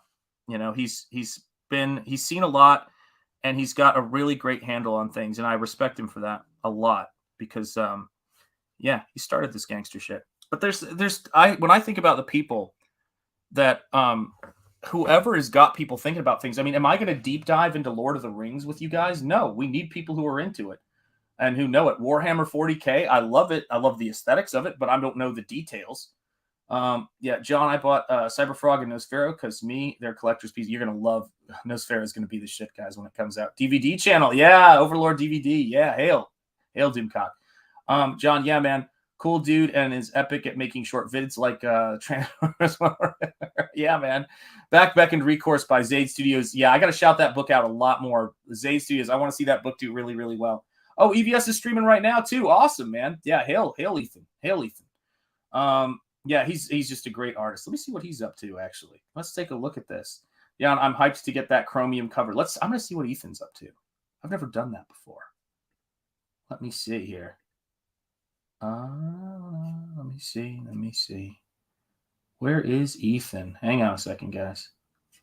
Subscriptions. Cyberfrog Monday Indiegogo launch. He's in all red and a Christmas sweater. Holy cow, man. That's cracking me up, man. That's awesome. Oh my God, man. He kills me. That is awesome. Yeah, man. Oh, hey, what's up, Michael Bancroft? You did make it, man. You did. Good morning to you. I'm going to keep streaming because Michael's here. Because he never makes the streams because I stream at ridiculous times. I was a BattleTech guy because of the Robotech cartoons. Oh, so yeah, I used to draw from those the BattleTech manuals. I forget what the cover was, but it would have been in late 80s, early 90s. And when I learned that Razor Fist, who's another one of my heroes, and a great, I have his book over here, guys. If you haven't bought it, The Long Moonlight, worth a look. Check it out. And he has an audio book that he reads, which is amazing. But yeah, I've learned a lot about BattleTech from that. My friends were into BattleTech and Warhammer 40K. For Warhammer 40K, I watched some playthroughs for the new Darktide PC game for the aesthetic. Oh man, and I love that short they did. Is it what is it? I can't pronounce it. It starts with an A, but it was a Blender made short film. I'm remembering when Sean stream sniped EVS right after shaving his head for the first time. I felt terrible about that. I felt terrible. Michael Bancroft, number one Bogan YouTube channel. Indeed, number one Bogan. Michael Bancroft. Everybody saying hello. The Lucent Painted Death. The trailer that starts my trailers on this channel until that book launches. That's what I promised him. Yes, indeed. Lucent Painted Death. Hail, Michael Bancroft. Lucky for you, there are no nipples here. John and Joseph Dredd. Speaking of Lord of the Rings, here is some news for you. Warner Brothers just made it clear they own the rights to Lord of the Rings, not Amazon. There's a flex. Are you going to use Indiegogo for Lucent 2 or your own? There you go. Hail, Michael Bancroft. Hail, dude. Very likely. John, there you go.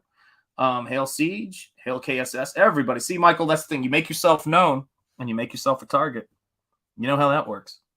But I mean, for me, like all I have is positive memories and well wishes for all of the streamers who got me here and got me into this little world. But I mean, in that way, it's kind of funny too, because I think about how I thought of YouTube before all of this stuff, and then how I thought of YouTube afterwards. Like, it is pretty much where I do all of my watching of entertainment and content these days. You know, I'm either buying movies or streaming services are becoming less and less of a place where I go for things because I'm not too wild about the entertainment on there right now. I mean, there's some good stuff out there. I did enjoy Stranger Things.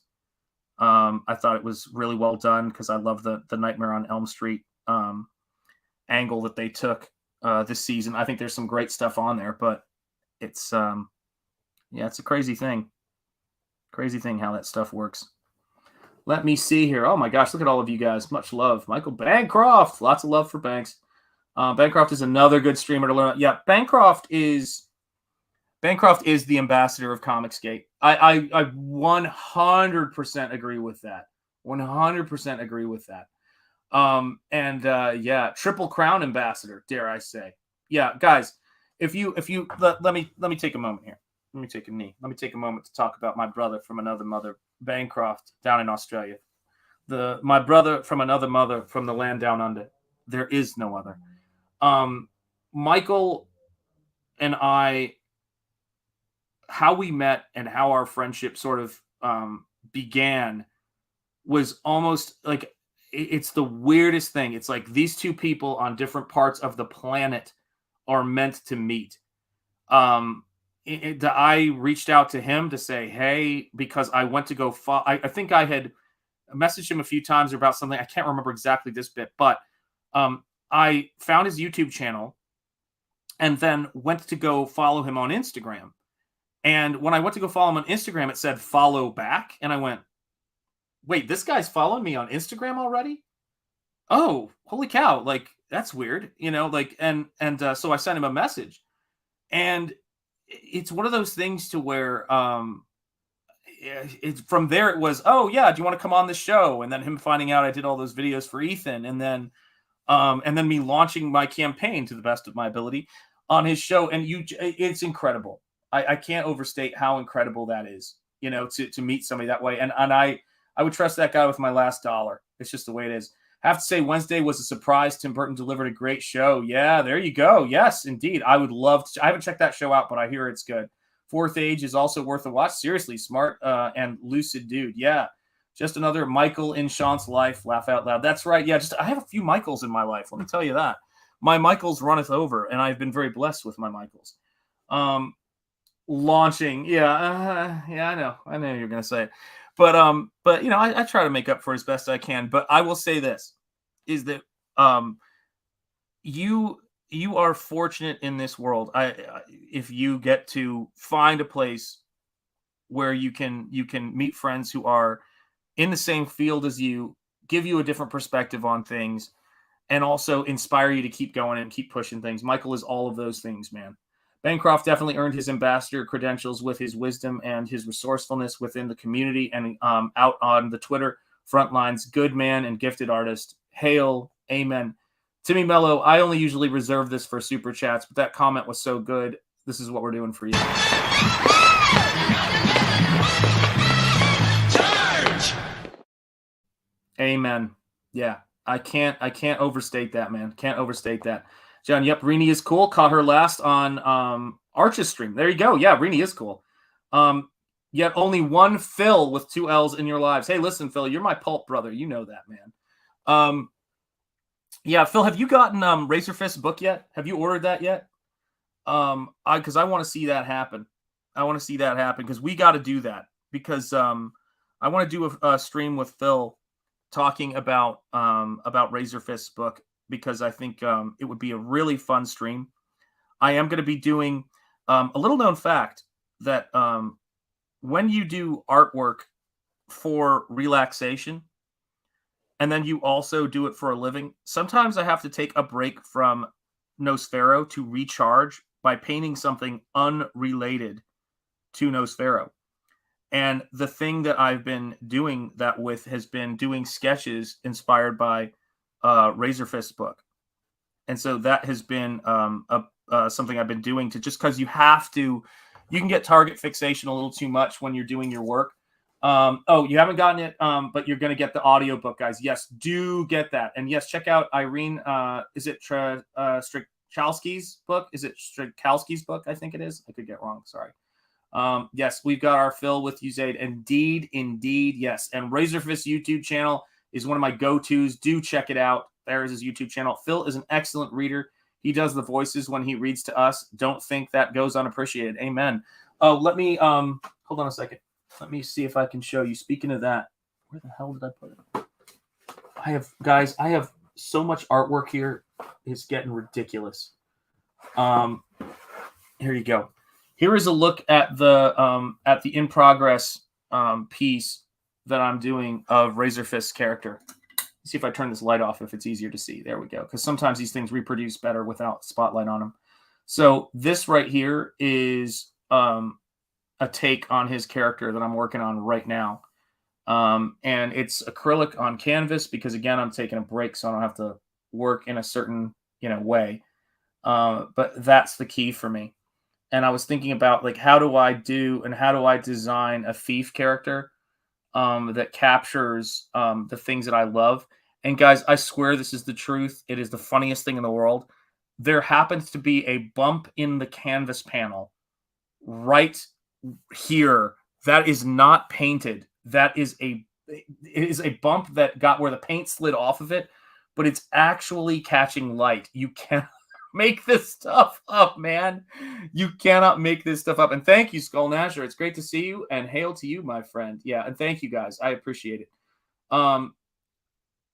Ethan married Rini and Chokeout. That is binding. Oh, well, listen, different strokes for different folks. Very nice. You made fast progress on that one last time I saw it for the membership. Oh, yeah, we are trucking along on it. Thank you, Richie. I appreciate it. Yeah, my girl's laughing. But this is the thing, man. It's immaculate nipple. Let me get to the eyes, which this is. Bear in mind, I got to turn the light on for this. Bear in mind, this is very small detail. Like, here's my hand, and here's what you're seeing right there. Getting the eye detail and getting those highlights on there was the real trick. And figuring out what the costuming was going to be, getting that asymmetry in there. And I am going to be painting the main character. I've got an idea for it that I want to do. The thing about it is that I think that one of the most important things I want to see happen with Razorfist's book is I want to see, I need that world to be visualized in a more pulp way. Razorfist should absolutely hire me to illustrate his stuff sometime because, he should totally hire me for that. Cause I feel like I've got an understanding of how to bring that pulp to fantasy. But it's holy crap, man. Like I want to see that guy because he's such an Iron Age tireless advocate. there's a couple people I want to work with, and at some point in the future. One of them is Razor Fist, and the other one is Eric July, because I think that I like what they're doing. I dig what they're doing. And if I have the time and they've got the dime, I will absolutely do that. But yeah, I could see how I could visualize that world when I was reading that book. I was going, oh yeah, and like just nods to things I know Razor Fist likes, but also it's really tricky to not fall into certain visuals and to push the stuff you're into when you're visualizing work. And I want to do that at some point. So we'll see. Like I said, if God has a plan for it, it'll happen. It's been my experience. So, just sit back and do what we do. Oh, thank you so much, Mighty Magic. I appreciate it. Yeah, cool dude indeed. Wow, that's outstanding. I can see she's cold. Nice. Yeah, she's cold. And damn you. Oh, man. Death by chat. It's happening. The texture of the canvas is bigger than the details. You're right about that. Those eyes look awesome. Thank you so much. Getting into Lawless territory. I love Dan Lawless. Dan Lawless is the man. Blue Badger. I just ordered a massive Space Godzilla statue from XM Studios. Now I got to find a space in my studio for it. I love Godzilla, man. I love it, man. Godzilla is the best. Yes, the Fourth Age YouTube channel. Do check it out. I would love Sean's cover for ISOM or some other book of his. Yeah, absolutely. I'm a big fan of Eric July. My brother is his colorist, man. Gabe is coloring on his stuff. My other brother is his letterer. I mean, these things always will happen. Zaid Comics. Hey, Julie. John, Fourth Age, The Valiant Heroes. There you go, right there. Just think Chuck Dixon, Gabe, and Shanth on a Ripperverse property in the mid-2023 next year. It's going to be a wild ride. Yeah, that'd be great. Damn, XM Studios is awesome. I have their Lobo. Yes, indeed. Yeah, Phil, I love when you show that off. You should show your stuff off more. Zaid, hey to you. Yeah, so I mean, it's my take on I want to do a George Rosen. If you were familiar with Shadow Pulp art, I want to do a George Rosen-esque painting of his main character in the Night Vale series, and so that's going to be one of the next things I do. When I'm not doing this, because this is, I mean, this is just, I know this is obviously what you would want to hear from a comic book creator. But Nosfero is where my heart is. I don't want, unless I am too tired to, to think, I don't want to be working on anything else. Because this is, I mean, for 1,000,001 reasons, but it's not just because, I've got to get this book to the backers. I mean, for financial reasons, the quicker I get this book out, the quicker I can do the next thing. But that's why I'm putting so much time into it, is because once it's out, it's got to be great for you guys. And I think that is the number one priority. Ethan talks about that a lot. I agree with him 100% on that, which is you've got to make something that is great, because people are going to be looking at this thing. People are going to have this book in their collection, and you want to make something that is really great and that's beautiful for them, that is a grace to their homes and not a disgrace to their homes, as has been said. There we go. That is where I want that to be. Oh man, I am so excited about this book, guys. Just because, he's Nosfero at this point has hacked his way up these stairs to get, into this fortress, and I'm going to be showing some wiped out vampires down the way, and so that's going to be a fun part of this. Yeah, I love art. I mean, art T-Bear as well, but I love art as well. Let's see here. Zaid Comics. Hey, you 45 days to go on Valiant Heroes just launched, guys. Do check it out, Valiant Heroes.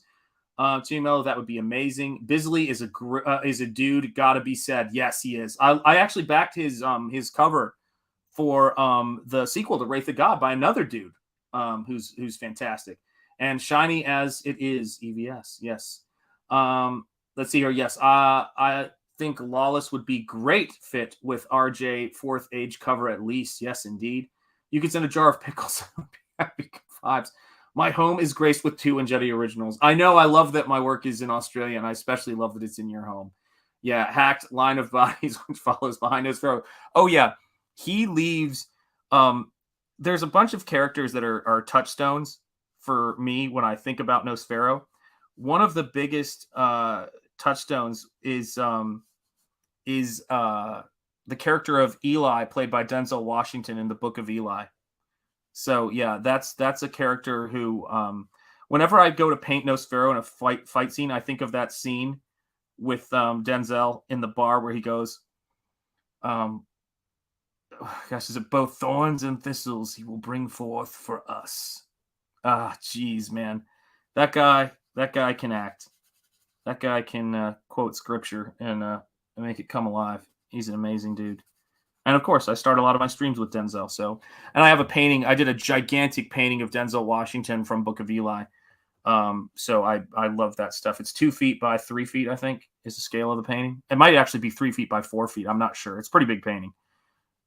Because yeah, and he's hard to paint, folks. Let me tell you, because movie stars they got a different kind of look to them.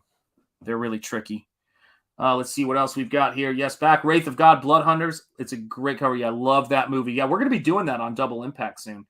And Michael, if you feel like popping in, I'll send you a link, by the way. Actually, I'm going to send you the link anyway because I know how it goes. You don't have to pop in, but I'm sending you a link. Everybody always gets on me about that. And I'm like, just send the link. Let's see here. Yeah, my son is always telling me, he's like, oh, Michael has a new stream up. He's a big fan. A good crossover would be Nosfero and Spawn. Oh, you ain't kidding. Yeah, talk about a dream come true. Yeah, Eli is a great movie. I think Denzel had to fight to keep it pure. Yes, indeed. Yeah, people, that's the kind of movie. It's hard to get done. Denzel Washington, Stanley, and I share a birthday. Oh my gosh, man. Now that is cool. Book of Eli makes me cry every time I watch it. The ending is so amazing. Indeed, indeed. Yes, mail-in method is what it's all about. Yeah, John, that's true. Yep. I will say this is that, yeah, the mail-in method is, that's why I did that video clip of his interview with Pete Cimetti. Highlight on the Reel is what that was titled, that series of videos I did.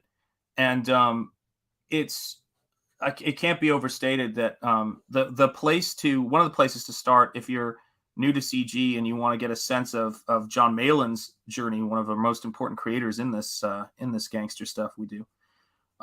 Watch that video because Pete did a great interview. I asked Pete if it was all right if I edited it and clipped it and put it on my channel.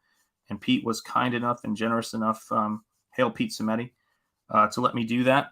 And Pete actually helped me. I was on Pete's open mic when he was doing that, and he helped Nosfero get to its funding goal on that stream. It was $5 short, and I'm grateful for him to have that wonderful milestone there. Yeah, Pete Cimetti, indeed. Sheesh. Lucky my B-Day is one day after Samuel Jackson. So close. Another guy from Chattanooga, Tennessee, where I grew up. Pizza. Yeah, oh, man, I love pizza. Pizza's my any time of day food, man. I'm a pizza and breakfast any time of day, dude. That's why I love diners so much. Is there a link to the interview? Hold on a second. Let me grab that for you. Hold on a second here. Videos, playlists. I actually think I might have it as a playlist. Let me see here.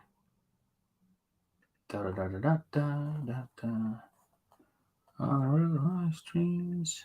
Nope. Don't have it as a playlist. What the hell? Oh man, those old videos are so funny to look at now. I know what it looks like.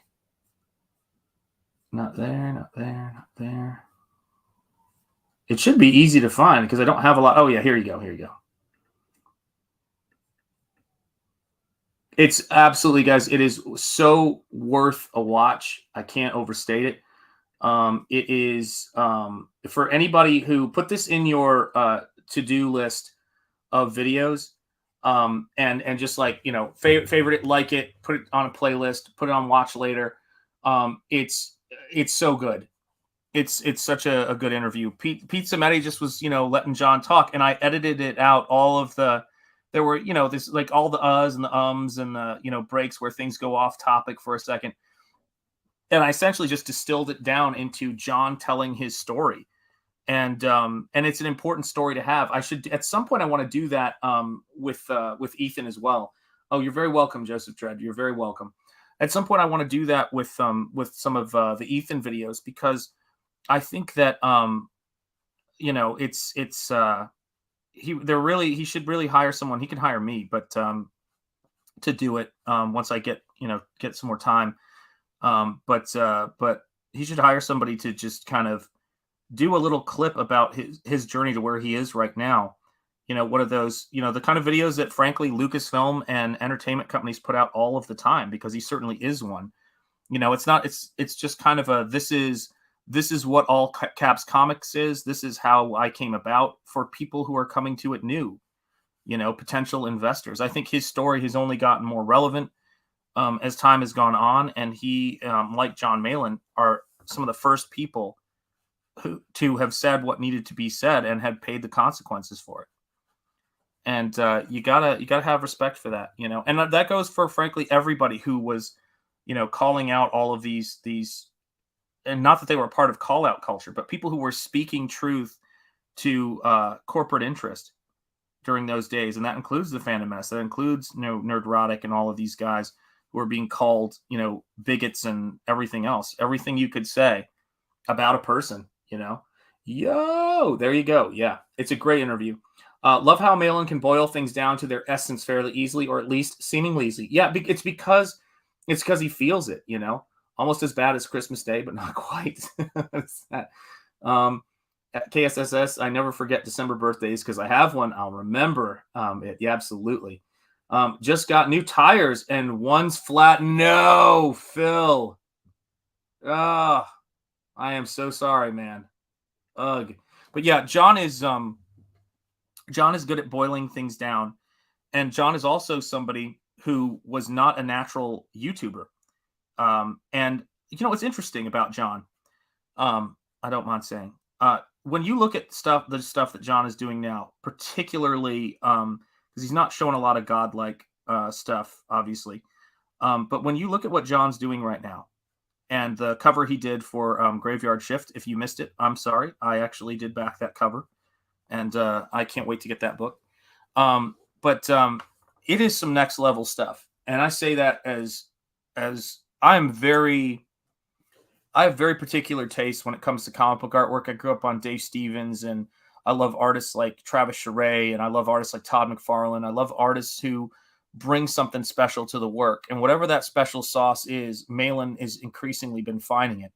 But he wasn't a natural YouTuber. And so when he says things about how to do it, he's not telling you, well, first be this amazing, like, crazy personality who's been YouTubing, that feels like they've been YouTubing their whole lives, and then do it. He was not on camera right away. And I really do think at some point he may start doing draw streams. At some point I can just see it. I'd love to help him do that, by the way. If he ever needs help getting set up to do draw streams, I know it's not particularly his bag, but I will be there in a New York minute to help him with that, because, he's just someone you can learn from. I learned so much from watching him talk about it. He kicked my ass. You can go find the stream. He came on here and goes, get your ass on StreamYard so you can have guests on. I mean, love that dude, man. Love that dude. Insurance warranty? I hope so. Yeah, there's tire insurance. Yeah, there is, especially if you just walk off the lot. It should be a matter of personal pride for them to do that. From the installers usually. Yeah, absolutely. And I'll say this too. It's like that video is important because it shows Pete was really good at just talking about, like, you don't think about a lot of people don't realize that John could have easily walked away from comics because he was always just behind. And I feel like this is something about people our age. I feel this way a lot of times. I was always just behind when there were opportunities in the industry, or the art form, we could even say, because the industry is what it is. But everything was always just collapsing. The editor was just, out the door, or people were just, the mentality was changing. And so I would get great reviews from an editor, come work, and then that editor would just be like, not there anymore. And those things happen. John has had that experience to the point to where he was like, comics, I can't do it anymore. I'm just going to leave this. I've got one more book in me. And it was almost like the universe said, no, John, you're doing comics. It's beautiful. It's beautiful, man. Yeah, it would be awesome seeing Malin's creative process. Yeah, and if he wants to share it, like, it's the crazy thing about it, right? Not everybody wants to share their creative process. It's the same thing. It's like when yeah, I just, like I always say, I mean, it's like if people have a thing that works for them, you know, an approach that works for them, I would say do it, you know. But it's like, yeah, if he wanted to do that, and if he wanted some help with getting set up to do that, I would absolutely do that. Because I actually, I did a private, like, no one's seen it. It was just we went into a StreamYard, but I did a StreamYard with Aaron Lopresti to help him get set up to film his process, and talk to him about different cameras, and talk to him about various things. And that was like, you know, maybe 2.5 hours of us shooting the bull back and forth about stuff, and me showing him, you know, different things, and like the camera I used. That I'm always willing to do that for these creators who are, you know, are sort of the sharp end of the spear in terms of what we're doing here in CG and what we're doing here in the Iron Age, man. That's big, you know. Just do the easy stuff on streams. Yeah, that's right. Yeah, look at what I'm doing, man. This is the funniest thing about it, guys. This is the part as what's the word I'm looking for? As not beautiful is the best way I could put it, as it is. This is the ugly stuff that people don't ever share because of how, you know, it's not as pretty. I love sharing this stuff with you guys. So I was trying to pencil this. I was like, I'm so smart, I'm going to pencil this thing out. And I said, nah, dude, you're overthinking it. You're killing the art of it. You're killing the art right now. Fire up a stream. You haven't streamed in a while. Get your ass on there. Stream and just do it live. We'll do it live.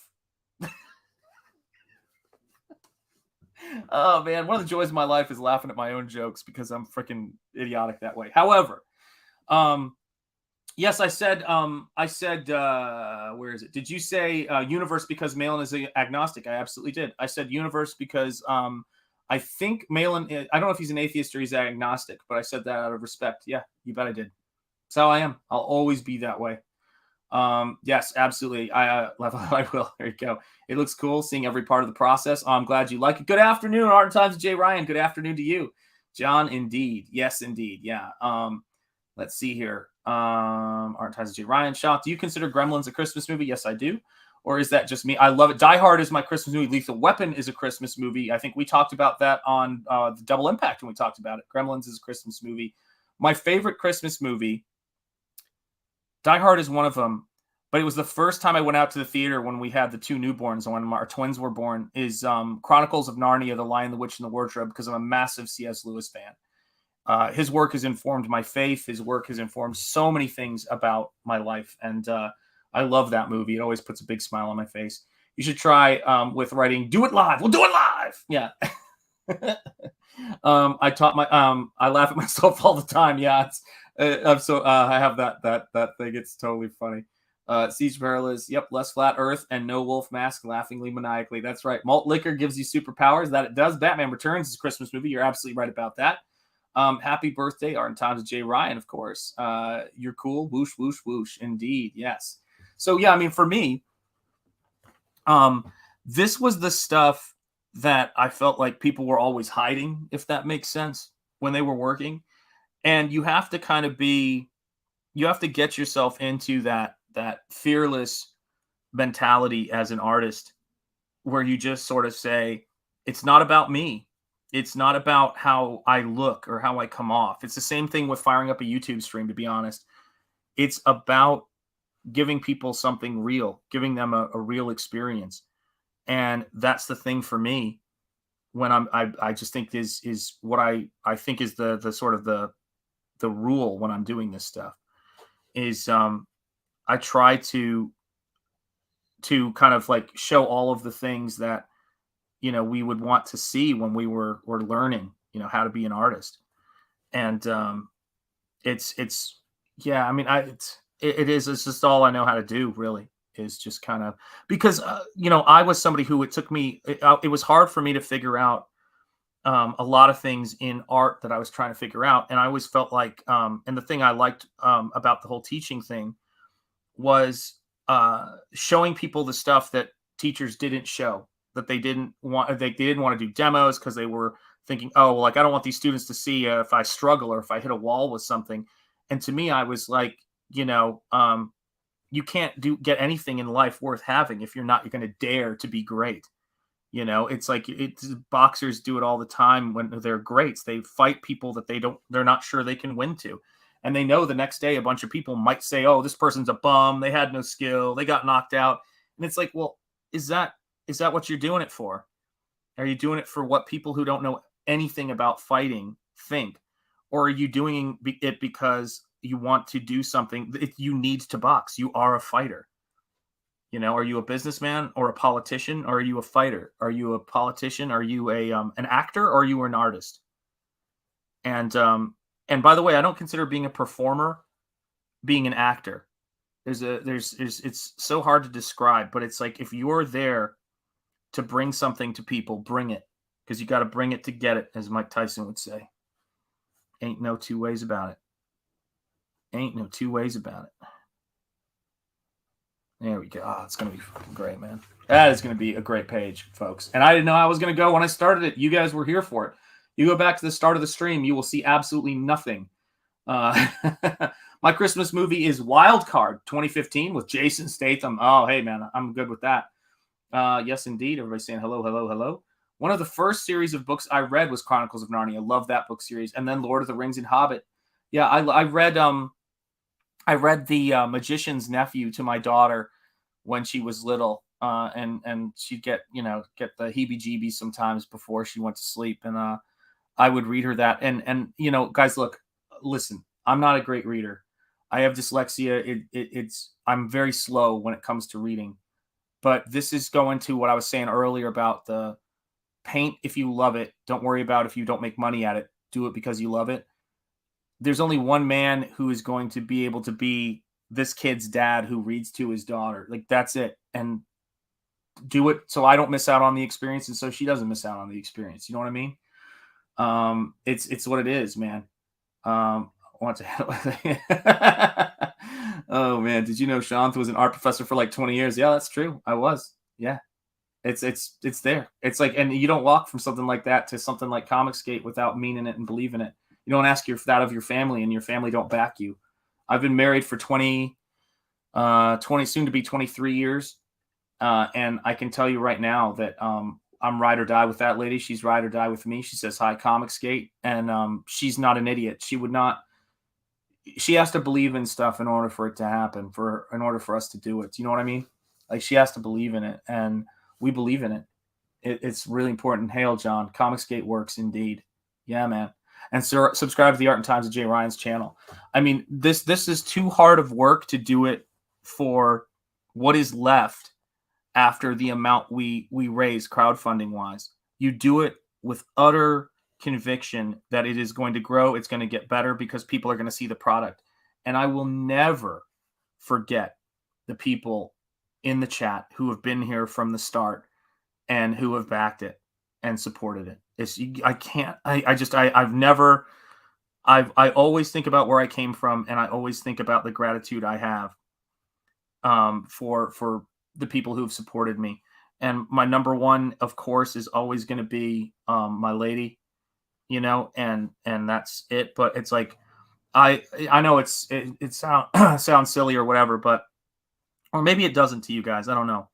But the reason why I play Bancroft's trailer at the start of the trailers on my channel is, one, because I told him to, but told him I would. I mean, but it's also because he was the first person who I really kind of felt like was. Oh, we got a porn bot in the chat. We have to take that person out. But he was the first person who was able to.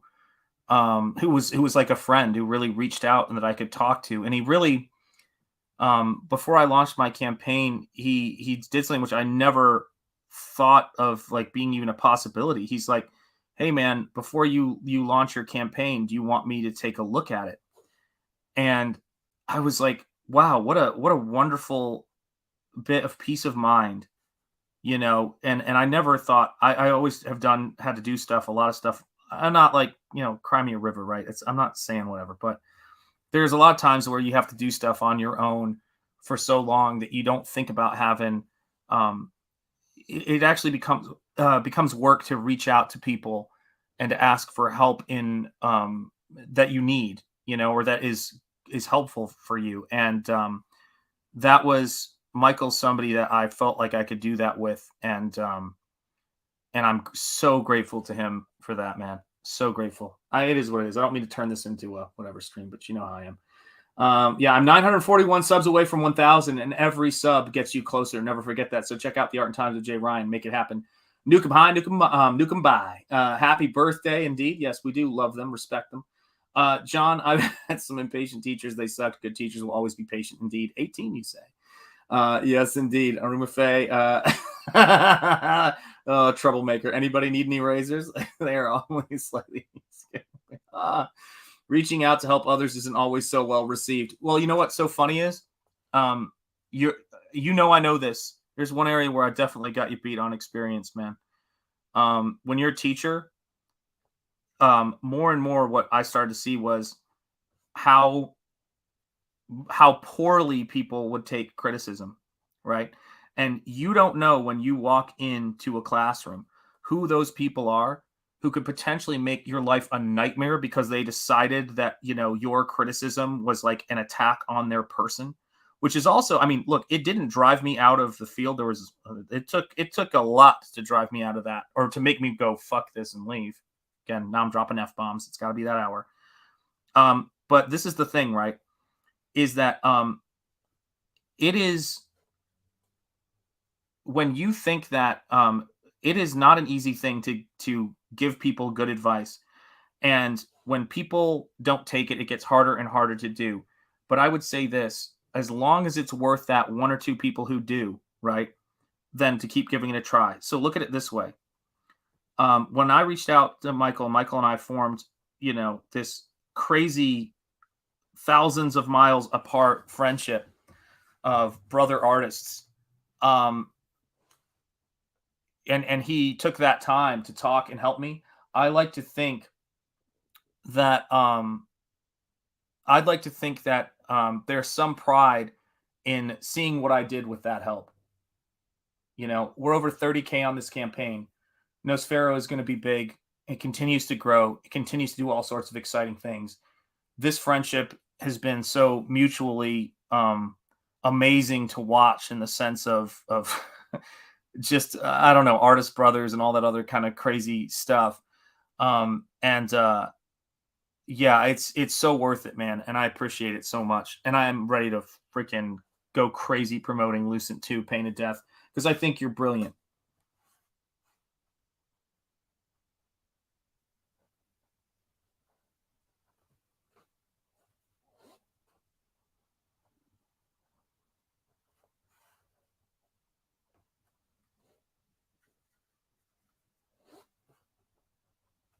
Oh, let me check the chat here. Let's see here. But generous reach out. Oh my God, stop. You guys are killing me. Those wily Canadians. I like the air of mystery. Indeed, indeed. Back Nosfero, thank you so much. Oh, you're welcome, brother. You know that. Much love. Yeah, I mean, guys, it's like art is so important to me, man. It's like make it happen. Always, right? Art is so important to me, and you guys backing the art makes it happen. Like, we don't get to do this if you guys aren't backing up and signing for these books. We don't get to make this beautiful stuff. And if we're alone and we don't have fellow creators around us that we can shoot the bull with, and that connection happens organically. You know, I never tell people who they should and shouldn't be friends with, you know, or what kind of, you can't guess who's going to be friends. You just, sometimes you meet people and they connect. It is what it is. And you see this on the playground when you're a kid. You walk up to some kid and they become a friend of yours for 20 years in some cases. It's wild how those things happen. And it's a beautiful thing. Find the most talented person in the room. And if that's not you, go stand next to him, hang out with him, try to be helpful. Absolutely. Harold Ramis is a man. Hail, Harold Ramis.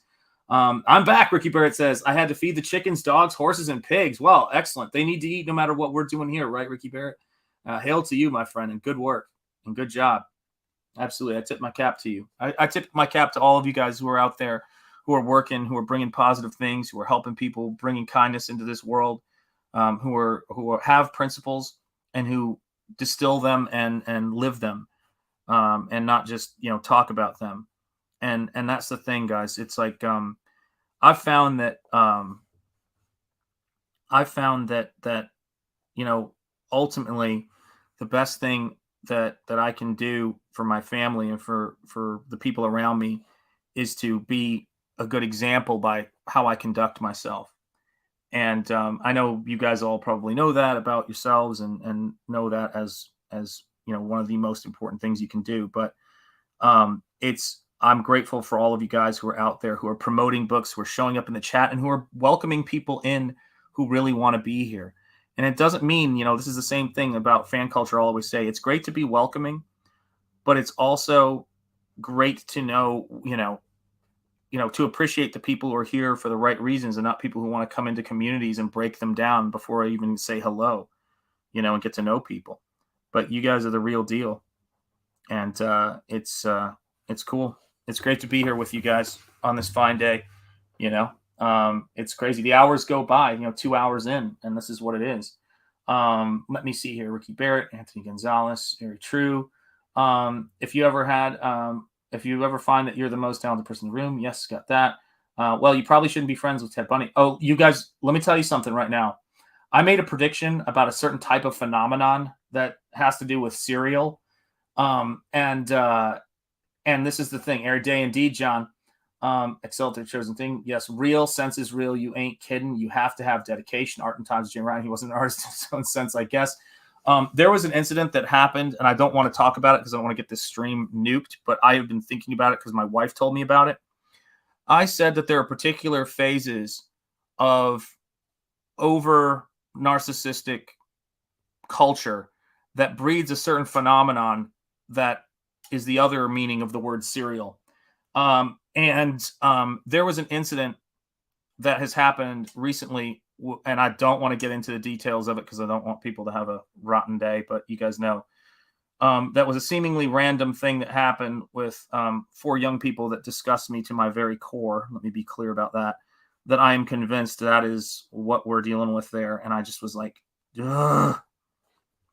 So my heart goes out to the parents and my heart goes out to people, but holy cow, man, it is wild. We're basically in the late 70s right now, culturally speaking, and I'm hoping the 80s won't be far behind because we need it. I guess that's what we're doing here, though, isn't it? We're that little tremor that is leading to the new culture, the new times, because people have to see examples of it. It never comes out like how people imagine it. It's like when George Lucas and all those great filmmakers were there, Martin Scorsese, they were all there. They kind of knew each other and it was bubbling up, and that's why they experienced each other's success, man. It's crazy. Oh, current news. Yeah, it's terrible. You know exactly what I'm talking about. Yeah. I saw that. My wife told me about that. And then when I heard the facts of the situation, I went, oh no, that's one of them. That's not something that you're going to understand. That's something that they're going to have to track down and sort. But that's my heart goes out to the parents, man. But what do you call it? But yeah, it's wild. But it's like when we're here and we're doing what we're doing artistically, and we're doing what we're doing here, we're a part of moving us out of that period of nihilism. That's what Star Wars is. I think a lot of people, those of us who are big Star Wars fans, Star Trek fans, science fiction fans, and all of that, is one of those things. Leisure Suit Will. Constricting economy hurts everyone except the rich. There you go. Yeah. Turbulent age and culture. Yes. Yep. We have regressed. Yeah. Yes, indeed. So this is the thing, right? I have no idea what you're talking about. Might keep it that way. Yes, it's worth keeping it that way. Yeah. Have you heard the theory that we are essentially in the 1700s? That there are some, the numbers, and they just jumped ahead 3 years overnight. I'm not kidding. I wouldn't doubt it, man. Because that's the thing.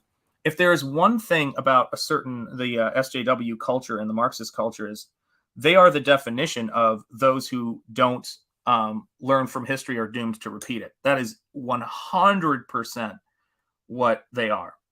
And I love history and I love studying history. And I'm always shocked how people don't learn from it. Like things that you should be able to spot, things that you should be able to see. And I don't mean to say I told you so, because then I told you so, and a nickel won't buy you anything. But it's an amazing thing to me, because we know what makes people hopeless, which is all of the various cognitive distortions. And what Comicsgate does for people who back these books, here's the thing: if you give people something for free, if you give people praise when they know deep down they don't deserve the praise, it makes them feel like praise doesn't matter. It's the worst thing you can do to people. And when you don't tell people when they do, when you're kids or whatever, that they've done something wrong when they do something wrong, or worse yet, you punish them when they do something right, that is the way that you demoralize folks. And so you've got a lot of people who have missed out on the kinds of feedback that allows you to be great and allows you to feel like a sense of it. Yeah, there is no cure for willful ignorance. Absolutely. The hatred is self-hate and jealousy. Yes, it is. Envy and lies. Amen. Unfortunately, it's being taught in the schools today. Yes, it is. Have you heard the theory? Yes, I have gotten that one. Art times. There's a cure for what? People hate themselves because the world tells them to. So they do it. Either turn into a victim or a villain. Yes, and that's a false choice. The thing that gets me the most, heck yes, I would be a very different person if it wasn't not for Plato. Indeed, yes, for me it's Epictetus and Aurelius, but C.S. Lewis definitely. Hail Leg Kick 1! It is great to see you, Leg Kick 1. I hope you're doing well. Yeah, John, there are a few strong-willed, righteous people nowadays. Parents count as accountants. Yeah. Well, this is the other thing, too. Here's a big thing about that. Is that when you, how do I word this? The less restrictions that you have, the less obstacles that you put in front of somebody, the more you tell them they can't handle things, the more that they run into obstacles. And I heard this really great quote that we need to stop asking people what's wrong with them. And we, young people, and we need to start asking them to ask themselves, not what's wrong with them, but what's strong with them. And I thought, it may sound glib, it may sound silly, but that's absolutely what the framing has to be. Because, that whole idea of experience is what you get when you didn't get what you were trying for is lost on a lot of people. I'm not here because of all these doors that opened in front of me. I've been actually just as guided by doors that have closed in front of me, and having to change course and having to realize that sometimes things don't work. And one of the worst mistakes I think people can make in service of the altar of their own sense of self, their own self-concept, is to assume that people are successful around them because they've had it so much easier. I have been amazed by people who have accomplished such great things and what they went through to get there. C.S. Lewis was in World War I. Tolkien, it was the same thing. You can't imagine what leads you to success. And when you have a hard experience or things don't go your way, that's not the end of the story. That's the start of the story. That's where you start to learn. Again, winning or learning. That's what it comes down to. You're either winning at something or you're learning from it. If you're winning and losing only, it doesn't work. And one of the most misunderstood quotes of the Dark Knight series, and I'm not even the biggest Nolan fan in the world, but I love that series. I'll tell you something that's unpopular. And I'd love to talk with Camel Moon about this at some point. I think that Dark Knight Rises is a freaking masterpiece. I love that movie. What it says about communism, what it says about so many things. But here's the biggest aspect of this. The false dichotomy of you either die a hero or you live long enough to become something evil is the pitch of communism. And they actually upend that by the end of the series, because it is a false dichotomy. That his heroism is defined by saving Gotham when Gotham is a bunch of individuals. And he, at the end, has to learn how to retire and go and live not even retire, stop being in that dichotomy and live a life. And everybody needs to think about that. How do you live a life? I ask young people, why are you like this? I watch a lot of Ethan. Yes, that's true.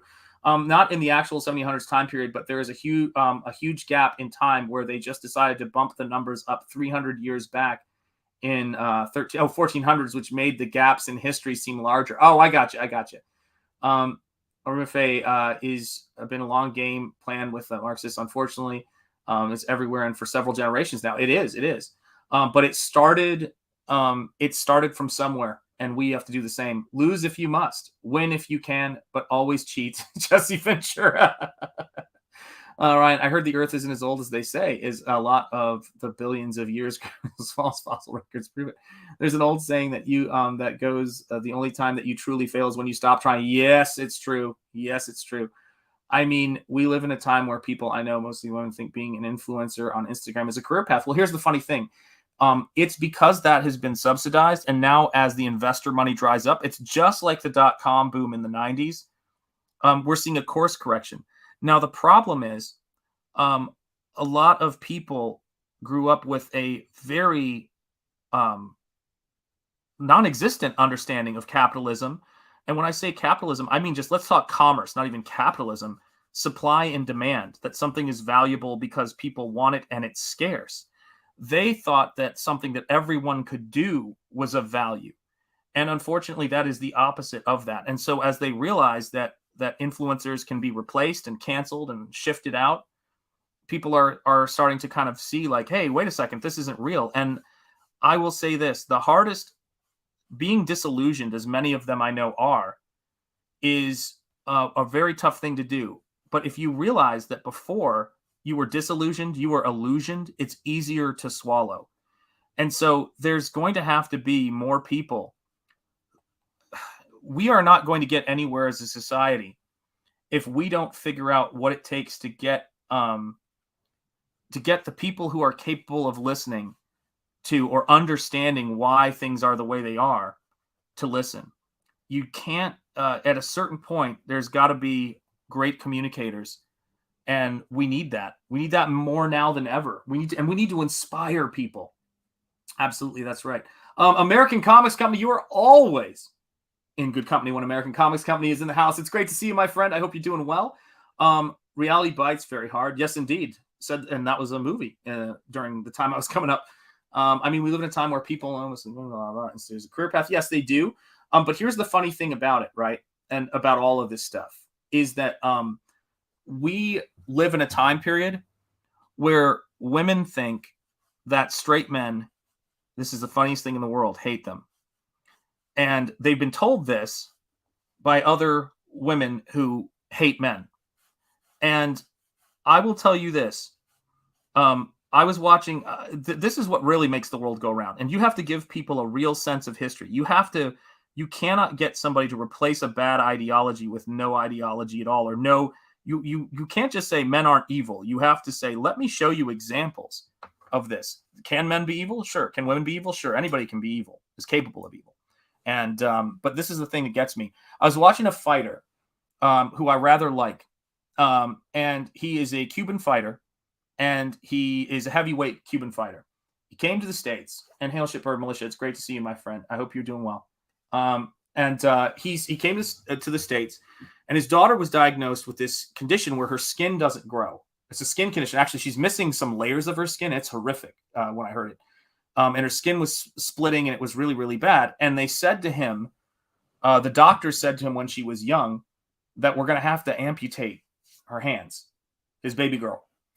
And he looked the doctor dead in the eye. He's a boxer for a living, okay? He looked the doctor dead in the eye, and he said, if you amputate her hands, I will cut my hands off. I was like, holy shit. That is some dad stuff right there. That is some dad stuff. And so it's really simple. How do you address that? It's simple. Stop subsidizing. Stop subsidizing being one of those groups. And I think we know what I'm talking about. Stop. Give people, if you want them to be happy, give them responsibility and make them take responsibility for their own decisions. Stop making society and stop making men or any other group carry the burden for the bad accountability, and all the rest will change. It is about bad policy, and bad policy has to be understood. You have to understand why ideas that sound great result in misery, and you have to acknowledge where they become miserable in the execution. And that's the problem when you don't test ideas and you don't teach people the basic scientific method. Does it work? And how's it, again, God, what is that old Southernism? How's that working out for you? Women are like that, especially younger ones, some dudes too. Well, listen, guys, but again, I will say this. When people see a happy marriage, and it's funny, a friend of ours got married recently to someone she's been with for decades. And they've been together for decades. But she was married before his wife died. There's more to it. His wife passed from cancer, and it was a big deal to get remarried. And I just want to make that real clear, because it's a touching story, and I hate to go over it just in generalities. But she said the reason why she divorced her first husband is because she saw my wife and I together, and she said, I don't have that, and I want to have that. And I don't even know what to say to that. That's a pretty moving thing for someone to say to you. But she was saying it very pragmatically. And then when I thought about it, I remember when I was a kid coming up and I would see a family on television, like one of those television families. And I would say, I want to have that, like it starts with a dream. It doesn't start with being told, oh, this is bad. It starts saying, this is what's good. This is how you get there. And I think everybody wants good people, in their lives. They want to know how to be, and you have to be a good person to deserve those people in your lives, to earn that. You have to be worthy of excellence. One of the greatest movies of all time, if you need a spiritual kick in the pants, guys, here is, Nick and Nora are our favorite. Nick and Nora, you don't even know, John. We watch Thin Man all the time. Yeah, she's my Nora. But one of the best movies in the world is a great spiritual kick in the pants is Groundhog Day. If you haven't watched Groundhog Day, and we're coming up on it in a little bit, if you haven't watched Groundhog Day in a while, watch it. It will change your life. The actor who plays Ned Ryerson, who is a really thoughtful and interesting guy, said that in the movie, Andie MacDowell's character, Rita, is a manifestation of excellence. And she is driving Bill Murray's character towards excellence. He's courting excellence. He will be worthy of her if he makes himself into the kind of man that's worthy of her. And her character development in that story is actually non-existent because she is a metaphor for something. Now, here is the issue. There are not a lot of stories, unfortunately. Well, actually, I should say there are some in the past, which we need to get those in front of people. We need to stop having people read nihilistic books, nihilistic literature in their youth. Books. If The Catcher in the Rye never got read again by another high school student, we'd be better off for it. But where are the stories where a woman is having to court excellence and change herself and become better to be worthy of a guy who is great and moral? They exist, but where are the ones for today? If you say that there is nothing to achieve, it's the most demoralizing thing you could say to a person. Women are no different in that regard. And so I think you have to strive. Women like men who are striving for something, and it's good to tell them that there is something to strive for, to say, this is what makes us happy. And this is what you can do that will make us happy in our lives. And this is what you can do that will be supportive. Because, when Ethan talks about Andrea and when Shane talks about Yanzi, we talk about those people who are important in our lives. That is a big part of it, that we have to do that. I like McDowell's accent, as do I.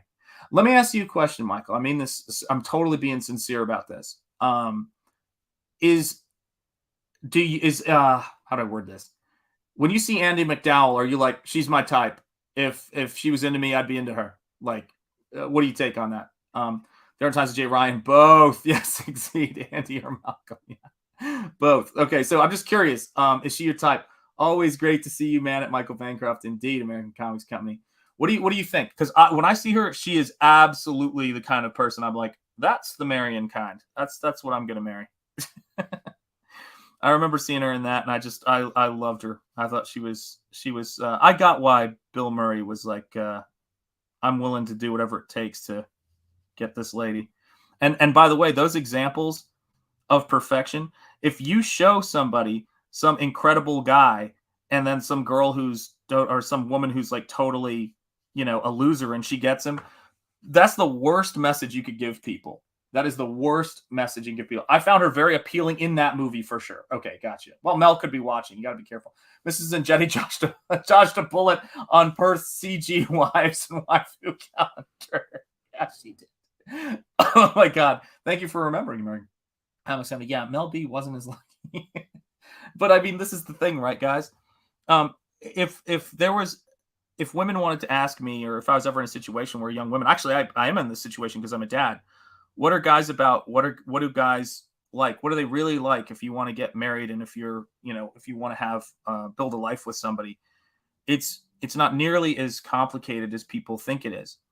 And it's like guys are not that complicated, but the rules that tend to work for spotting a good spouse and for what a good spouse is looking for, those things don't really, they haven't changed that much. As much as people would like to think. And so when people say, oh, all the rules are different now, I'm always like going, well, thinking that all the rules are different now is part of the problem. I mean, that's part of how we get into these messes. And so I always say, it's like, find that old wisdom. And it's coming back. I mean, it's definitely coming back. Let me see here. Holy cow, $9.99 super chat again. Thank you so much. Yes, I say it all the time.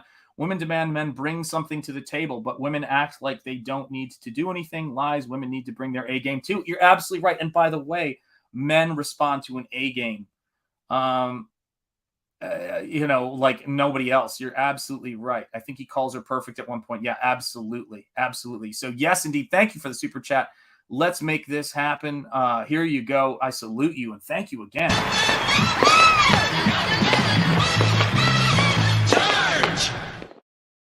Thank you, and I tip my cap to you, channel member, and also very generous with the super chats today. It means a lot. Yeah. Oh, damn, I noticed Gunsmith Cat's avatar. Yes, that's right. Gunsmith Cats is the shit. That's also one of the best storytelling in that book for action. Glenn Close's voice is weirds me out when I watch Greystoke. He absolutely does. Yes, indeed. I could type an essay on what women should do, but I summarized it. Yeah, exactly. Best relationships spur each other to greatness. Amen, amen. Yes, indeed. Yeah, guys. Here's the thing I would say about this too is that if I think that women really respond, I mean, don't even think I've seen it, to you having a sense of purpose and telling them, I need you to bring your A game and this is what I need. I think a lot of people avoid those kinds of conversations because they're afraid of if you tell somebody what you need and what you're about and blah, blah, blah, that they're not going to want to be there. But that's precisely how you find the people that you don't need to be with, is being honest. A liar's game is for suckers, man. Don't lie to people. It's like, it's not good. I mean, sometimes you get too tired to tell the truth. I've had those moments where it's like somebody just wants to, like, you're trapped on next to somebody on an airplane and they want to talk about something and you're like, oh, do continue. And you're just like, I need to go to sleep. However, you're not going to get where you want to be getting because you're not going to find the people who you're supposed to be around. And it's just, it's a ridiculous procedure. It's a bad life strategy. And I think you see a lot of people who have ineffective life strategies being, touted to them as something that's effective. Best example would be the expression, you got to fake it till you make it, which is one of the absolute worst expressions that was ever adopted by a generation. No, you do not fake it till you make it. It's not lie until you. How would you make it by faking it if you're never learning how to do things? It's the dumbest shit I've ever heard in my life. Oh, it keeps me up at night. Will do, John. Yeah, weebery is acceptable here. Yeah, we don't judge weebs here at all. We don't. Times J. Ryan flits here periodically. Absolutely. Will do it, John. Earlier in the spring, I turned in an oil commission for GMC Trucks. Nice headquarters. I'm under contract and can't show it until March 2023 because it's a 2024 concept rendering. Congratulations, Blue Badger. That's great. Never lie on YouTube. It will always, always catch up with you. Yes, indeed. Try to avoid lying at all. What was it? Jordan Peterson's tell the truth, or at least don't try not to lie, or don't lie or whatever. And I'm like, yep. They asked for the painting for their Detroit headquarters. Congratulations, dude. I grew up in Grosse Pointe Woods for a spell and used to drive past the giant Uniroyal tire. So I love Detroit. Whenever I lie to a woman, usually because she has the crazy eyes. So I usually tell her my name is Jay Ryan and I come from Canada. But I'm excited to show it to everyone. Oh, I can't wait to see it, man. I love that stuff. That's great. Hail to you and congratulations. Fake it till you make it is one of the worst sayings of this generation. Yes, it is. And the other worst expression in the world is same. That is it's terrible. Yeah. We had that when I was growing up. It was called ditto, for anybody who remembers it. Ditto. Like if someone says, I want this, and you'd say ditto, which means same, basically. Yeah, I think it's more about having the attitude of being successful until you are. Here's the thing. While that is an interpretation you could have for it, it is not actually clearly saying that. I think the best advice you could give people is not, because you never, ever are going to get to a point in life where you're like, I made it, I'm done, I'm married, I made it, good to go. That's why it's bad advice. It's, I would say this, if you want to be a thing, do the things that people who are the thing do. Behave your way to success. Faking it is a behavior. It's lying is how it has to be understood, because these words have meanings, right? So you have to say, behave your way to success. If you want to be healthy, change your behavior, live a healthy lifestyle. If someone wants to be an artist or a painter, here's my advice to you. If you want people to think of you as an artist or a painter, every time they look over at you when you're not doing something like, if you've got a job you're doing or whatever else, let them see you drawing and painting.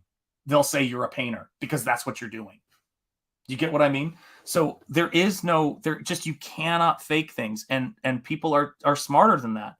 And so it's, what came with the use of fake it till you make it was a syndrome that is not a real syndrome in a weird sense, or it's kind of a syndrome, but it's not really a medical diagnosis, which is imposter syndrome. What happens when you feel like faking it is the key to making it? You end up feeling like an imposter.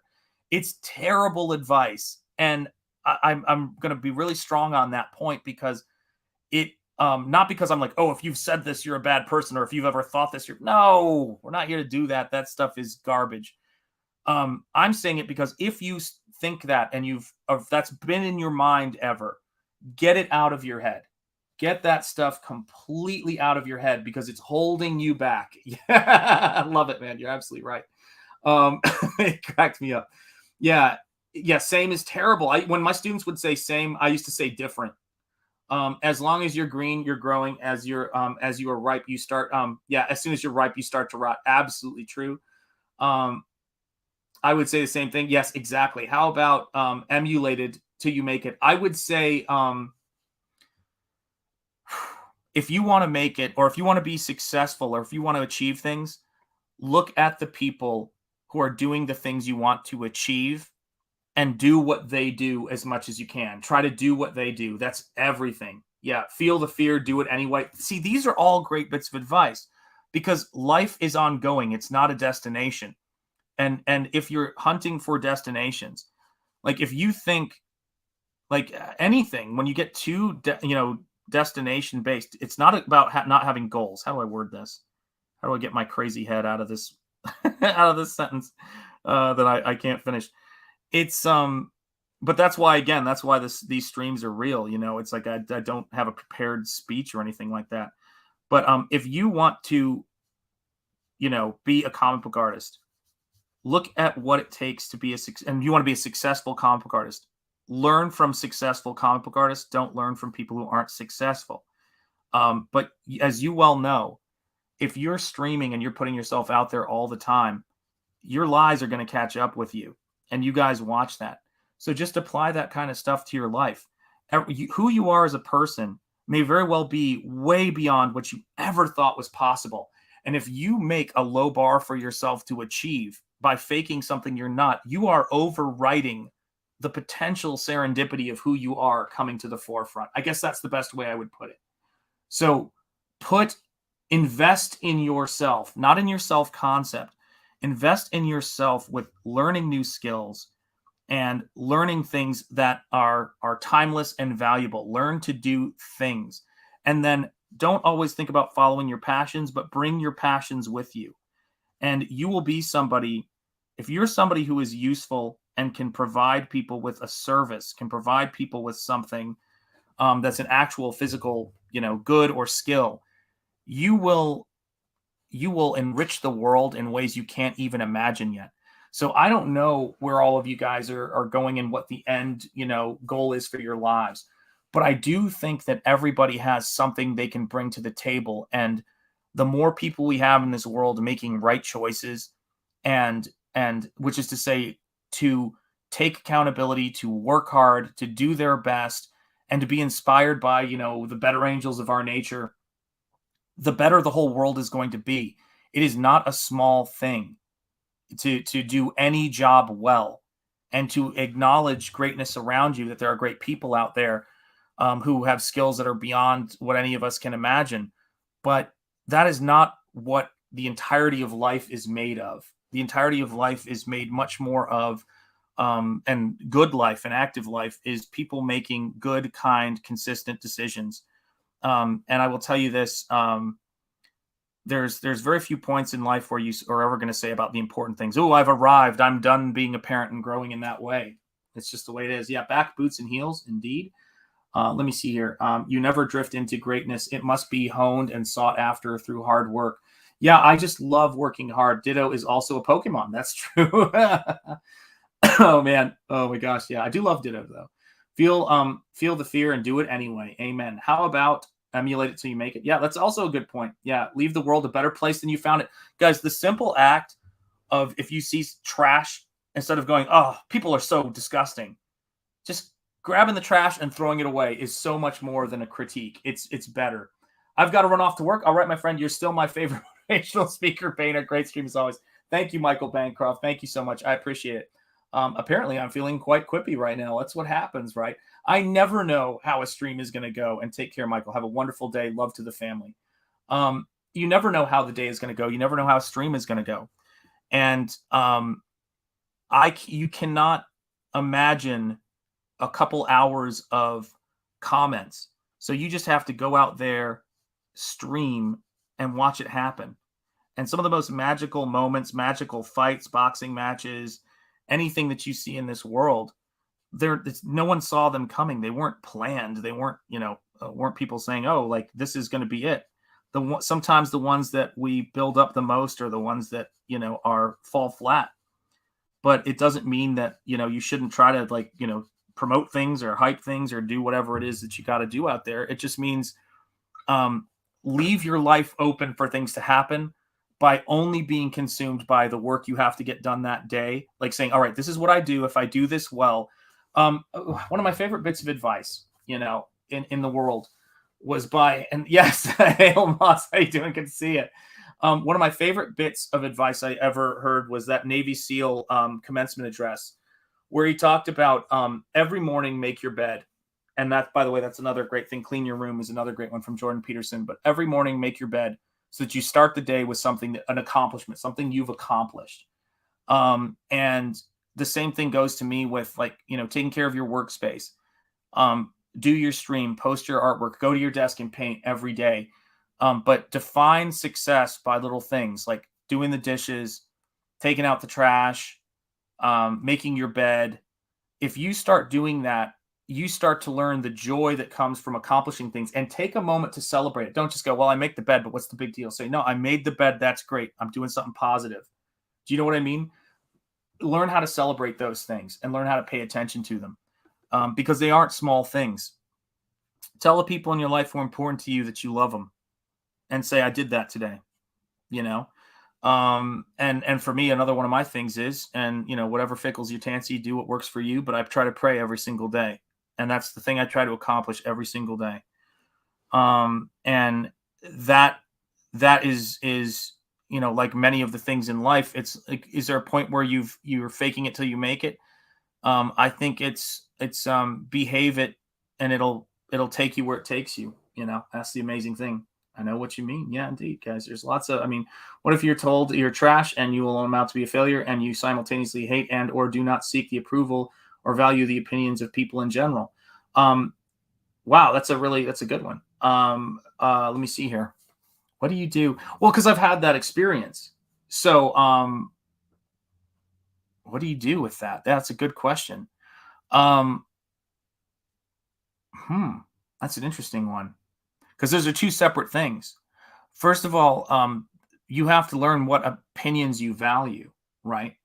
And to say that somebody, I think one could have the exact same reaction to someone saying you're perfect to someone saying you're trash, which both are wrong and both are demoralizing. One may seem better, but it's a long-term poison, and the other one is a poison that is easy for others to see as bad.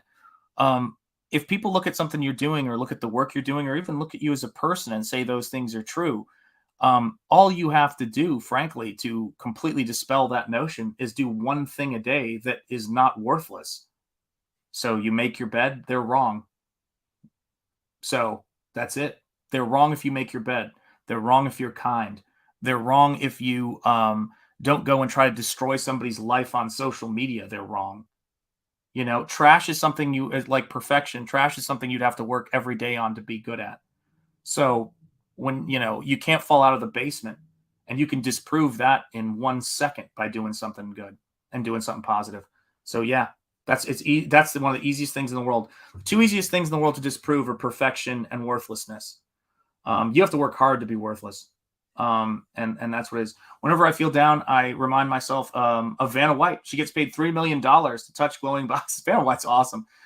Real letter boxes to a real letter that doesn't really need her. And she's not even eye candy anymore. She's the real deal, though. Real recognizes real. Amen. Anything is possible. Thanks, Vanna. Love these discussions. They're always timely and definitely something needed to take in. You got to have these, man. And I appreciate it. I'm glad you like them, Timmy. And thank you for being a channel member. Reveal, not real. Yes, indeed. Reveal. I get what you're saying about Vanna White. Yes, indeed. Like one cranberry langers. Enumerate what you are truly thankful for. Yes, exactly. And by the way, grateful person has value. It's absolutely true. Thankful helps to break through those negative experiences. Yeah, those are the easiest things. When somebody says this is always the case, all you have to do is show one case where it isn't, and that philosophy goes down, right? And what people have to understand is that the second somebody becomes so locked in their thinking and says, all of this is bad, all of this is this, all of this is that, they become so easy to argue with, because they're an absolutist. And, if someone were to say to me, is all of this thing perfect, or is all of this thing trash? I'd say probably not. There are things that I think are awful and evil, but those things are few and far between. And they're fairly consistent. So yeah, I mean, I would never worry about that stuff. Guys, we are almost at 3 hours, and I have to tell you, man, my brain is starting to fail.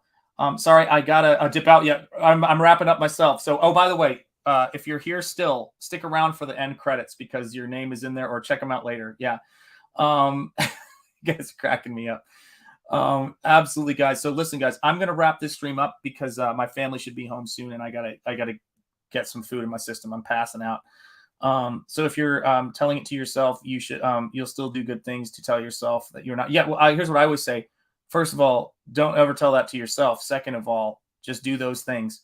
Absolutely, or a cry for help. Typically, yes, indeed. Elvis was told he should stick to driving trucks. Amen. Tom Brady was 6th round. I always know that one. Anyone tells you you're trash, just remember them. Yep. Great stream. Thank you so much. Don't forget December 1st. I will not. And congratulations on your upcoming project. And our 6th, John.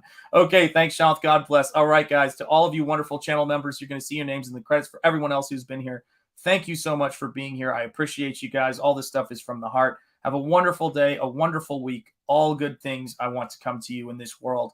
Work hard, be worthy of them, and they will come into your life. I promise you. It's just the way it is. And so have a wonderful day, a wonderful week. Take care, everybody. And thank you, channel members. Here you go.